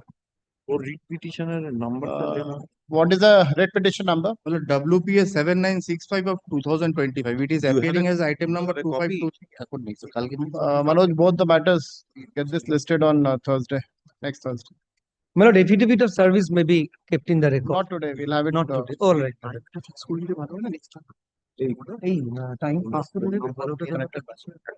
lord, can it be at 12 o'clock or at a time maybe fixed, my lord, on Thursday? No, no time fixed. It will appear, whatever item will be. It will appear. My lord, I can appear, my lord, but my lord, They will cancel our agreement. my lord, they said that they will cancel our agreement. My lord, till that period, my lord. No, that is, they will not cancel your agreement. That is between both of you. I'm not Yeah, getting yeah, into it. corporation has nothing to Corporation has do. nothing to do with the cancellation of the agreement at all. That is interstate dispute between both of you. Between the parties. We'll have it next Thursday. My lord, I'll get the next matters, Thursday. both the matters. This will also be on the original side only, arising out of the same. How come this is on the appellate side? The other is on the original side. My lord, they have filed in We the have appellate filed side. our writ petition in appellate side. So anybody can choose whichever side they want to file. Not that. It's not that. My lord, in our calculation, my lord, cause of action arose Within the original. yes, my lord, Within yes. the original That's side, why. the That's same why. property we are talking about. That's why I have filed this in original side. How have you filed on the appellate side? The premises, my lord, and my address is at, my lord, the appellate side. That is Your address means? What do you mean your address? The same address we are talking the about. appellate side jurisdiction. Konda key address to key. Sir, the address is regarding the property under question, where the Yes, assessment has property been is done. outside the original side jurisdiction. Oh, My lord, we have. Please check it. Please check it it. says Horidevpur. That is in appellate side. My lord, that is the property, but my lord, cause of action arose from corporation. Corporation is situated within the Calcutta jurisdiction. That's why we have filed this in original side. You should also file it in the original side. I got the notice of this writ petition after we have filed our writ petition. So initially also you should have filed on the original side. Your lordship can convert it to the original side or convert this matter to the appellate Call for the file. Take it. The petitioner. এটা আমার যতটুকু বললাম তারপর যখন সময় পাবো তখন ছেড়ে যাবো পার্টিকুলার দেখো জাজমেন্ট দেখো Partially, he is correct also. Because the property in question is in appellate side. The borough office, just the ground level. That is the they are property in also question is appellate on the side. original side, the appellate side. Yes. Then it should have been filed on the appellate side. My lord kindly appreciates our Goes by calculation. the head office of Yes. corporation. Corporation, my lord, they are sending letters, my lord, and the cause of action arose in this original site jurisdiction. Because of those letters, according to Mr. Chatterjee's Yes, submission. they have sent us notices from corporation office.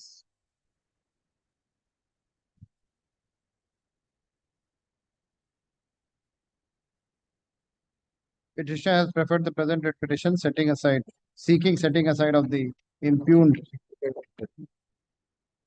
What is the date of the attachment order? Impugned attachment order dated 4/2/2025. Attachment order to the notice. Oh, it says notice of attachment. Notice of attachment. Page 88. 88 and 89. What is the date?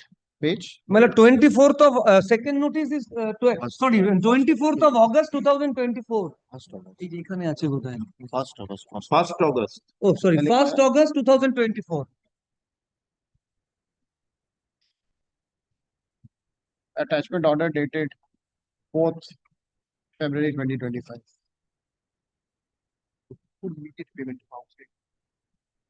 Only this one, page 88, right? Page 88 and 89. Both. 88 is your reminder. 89 is the second reminder. Where's the first reminder? 89 is the first notice, 88 second notice. কি বলে যাচ্ছ? Second notice. This is your second reminder.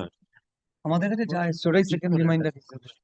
তাই তো first নোটিসটা Kolkata ওই যে ওইটা ডান দিকে।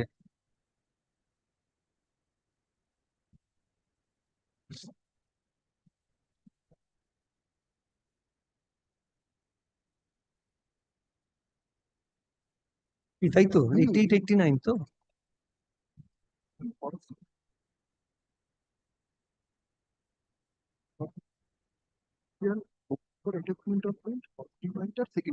And what is the date of the assessment? What is the date of the Well, assessment? immediately, I do not have the records. I'll let your lordship know on Thursday.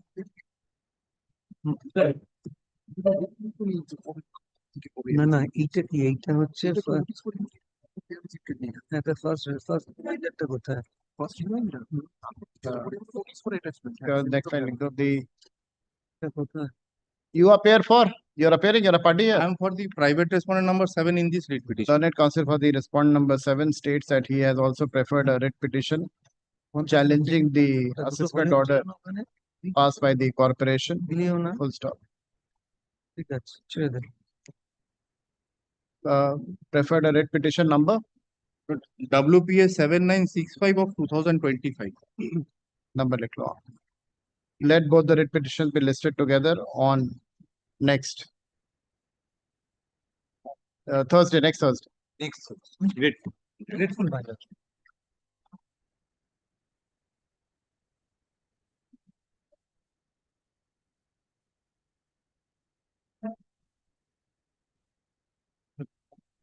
I am available for the municipal corporation.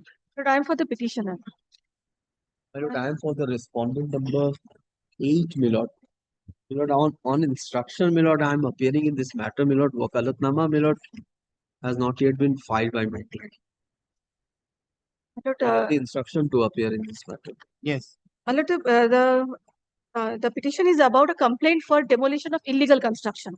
I am the landlord, and the respondent number 8 is the tenant. Tenant is running a restaurant in the name of Manorama Hotel in first floor. But in page number 18, my lord, I want to show the picture. It will give a clarity. Page number 18, running page number 18.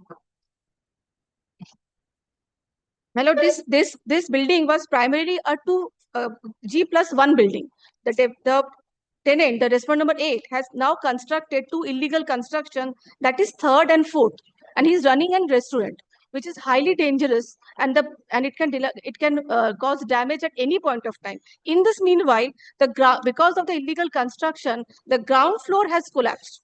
ground floor has, the roof of the ground floor is page number 16. It has already collapsed. And it is lying in this condition. And I, being the landlord, I'm not able to enter the premises. I'm not able to know the condition and the situation of the building and premises.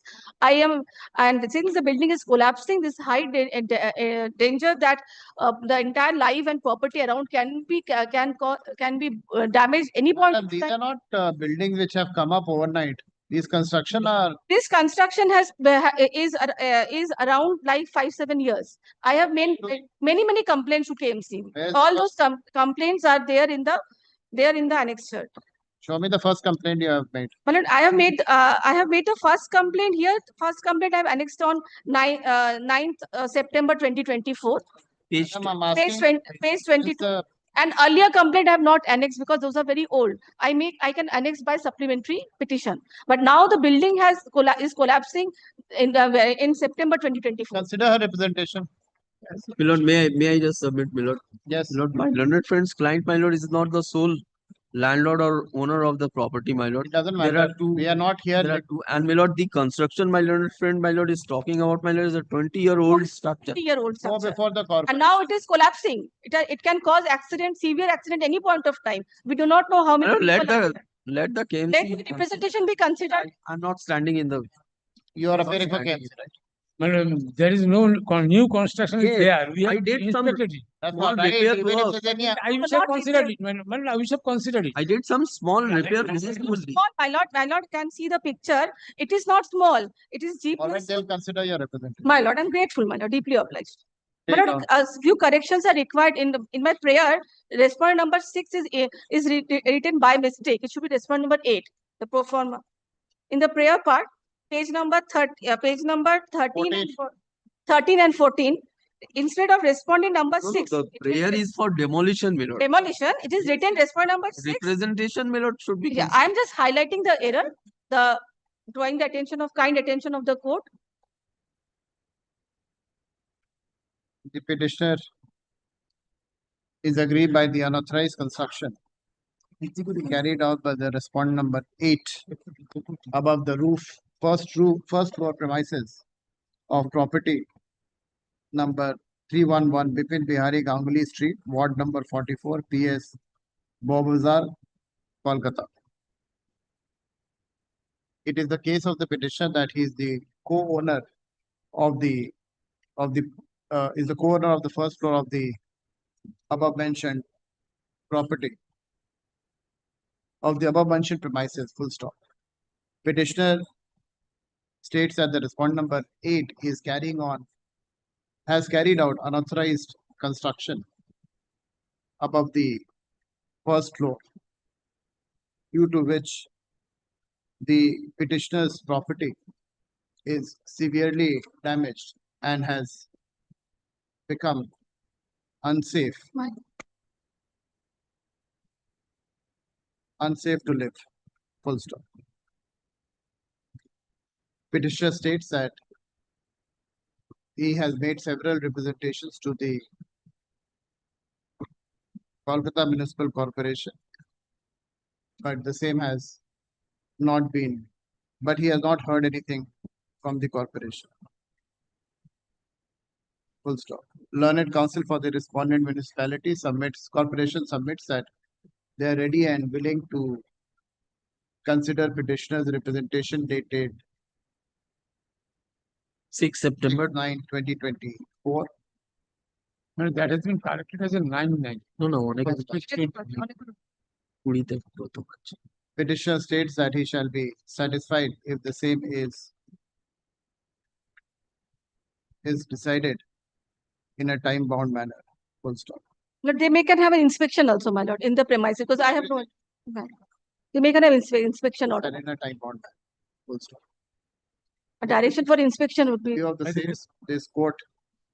same, this court directs the respondent Number 6, my lord. Calcutta Municipal Corporation to decide petitioner's representation dated 4/6/9/2024 within a period of 4 weeks from the date of communication of this order,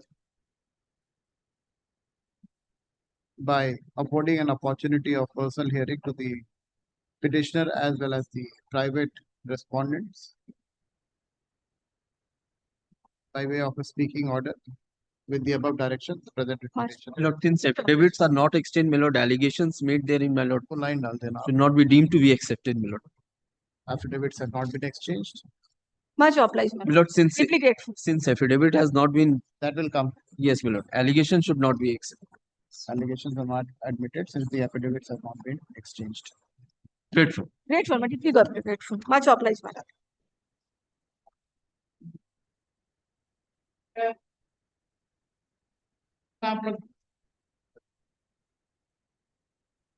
Well, the petitioner before lordships are the joint owner of an existing building, basement G+3. But there is a vacant space on the second floor roof and third floor. Petitioner just applied for permitting them for a temporary structure. That means would be iron rod, and on the roof there would be corrugated shed. Thousands of premises have been allowed. Our application is not being considered till date. This is my grievance. Let them consider my prayer for the because monsoon is. Can they allow something if it is not permissible? Yes, Mr. No, Gaur. it is. I am showing to lordship under the rule. Alteration addition. I have applied for. Whether But what he has but total under misconception of the particular rule. Yes. That rule speaks otherwise. Rule 21. Yes. If he does not rely 21, then his application is misconceived. I admit that rule 21 is not. But he says that open terrace to be constructed by the tin shed structure. That is also not permissible under the law. He has to apply for that. He has to apply for that. Because height will increase, FR will increase. For retention, I have applied. Consider his representation. No, representation. What is the representation? It would be 20, not 21. It would be rule 12. Rule 12 is for temporary structure. Rule 21, I agree with my learned senior friend that rule 21 for the temporary structure when the building is being constructed, big building, some quarters for Darwan or guard, some temporary can be allowed. I am not on 21, but on 12, rule 12. They do section 300. At 25, he is asking for that consideration. He speaks of rule 21. I have read that rule 21, but rule 21 does not permit, so there is no scope. No, now, he is saying. Now, he is saying that the open terrace to be covered. Well, admittedly, he has to make out that case. I may consider. But the Supreme Court time and again said that you first of all make out that case. The public authority has not taken into consideration. The law gives some right to be considered.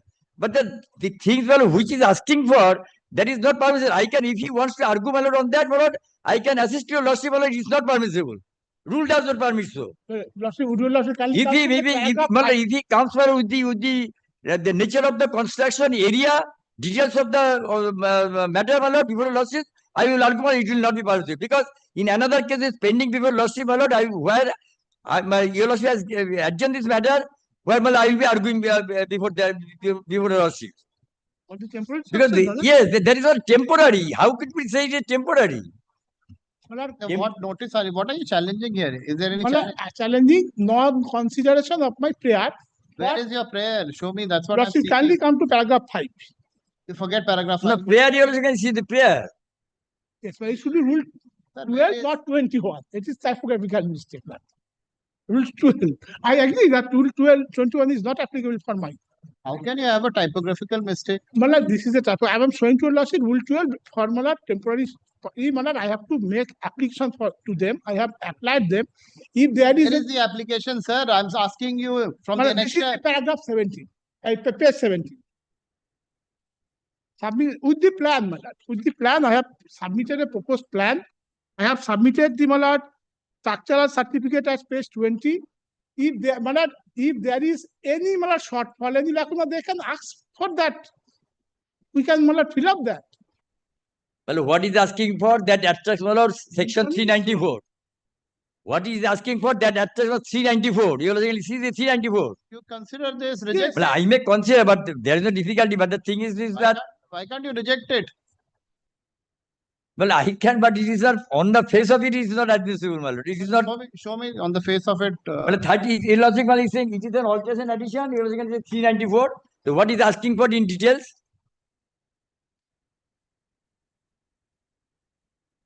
These are technical things, Mr. Ghosh. Neither you nor I. Yes. No, of course, why is a legal issues.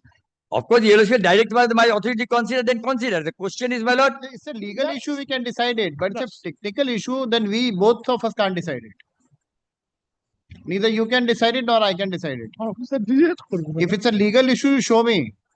Well, all that I am presenting to your lordship, my lord, that if he asks my lord to consider an application, the proposal who is making that he has to show my lord certain law which my lord permits him to for consideration by us. But that is not my lord lacking here. You just reject it, Mr. Ghosh. What is the big deal? What is the big deal in rejecting it? The petitioner is aggrieved. The petitioner has preferred the present writ petition being aggrieved by inaction on part of the respondent Calcutta Municipal Corporation in not considering his application dated 5/2/2025 seeking not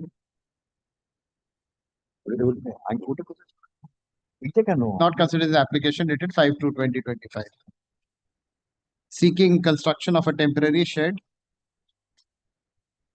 on the third floor Roof of second floor. and partly on the roof of second floor at premises number 81 Netaji Subhash Road, ward number 45 KMC. Full stop. It is the case of the petitioner that he is the owner of the above mentioned property and the said property stands mutated in the name of the petitioner. Full stop. Petitioner has submitted an application dated 5/2/2025 for construction of a part shed on the third floor and the second floor of the above mentioned property. Full stop. Learned counsel for the respondent Calcutta Municipal Corporation states that they are ready and willing to consider petitioners. Well, you should don't you should give the directions, my lord, because so far as said, you should give the direction. Respondent Corporation states that the petitioner's application is. If you want to argue the legal point, you argue. No, because my lord, evaluation is simply since it is not been taken consideration of no reasons, therefore evaluation is giving the direction. But if evaluation says, my lord, then sometimes my lord is on the part of the lawyers, my lord, some difficulties arise. Learned counsel for the respondent corporation, Mr. Ghosh states that they have still not considered petitioner's representation dated 5/2/2025. Petitioner's application dated 5/2/2025. Full stop. Since the petitioner has filed the present writ petition only seeking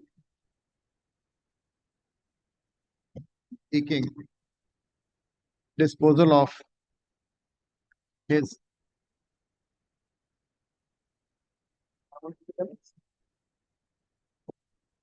is only seeking consideration of his. Well, may I take your losses kindly, my lord? Of his application dated 5/2/2025. This court direct the respondent KMC to decide petitioner's application in accordance with law within a period of 4 weeks from the date of communication of this order, after affording an opportunity of personal hearing to the petitioner.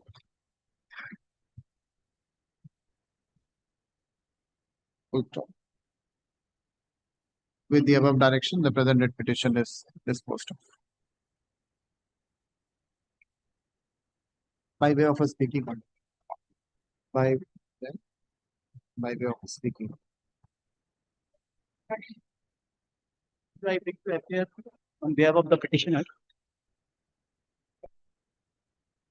My lord, it's a protracted litigation My lord, for restoration of a pond, Lord, Notice appeared is done other, not today, man. Should have attended this matter. Other put another matter is going on, therefore you have to rush there. This difficulties. Not Content matter there. This- next task, my lord, let it be retained in its position, my lord. And my lord, I am seeking one indulgence, item number 18, I may not be here, my lord. Yes, my lord, deeply. The rest of the matters tomorrow.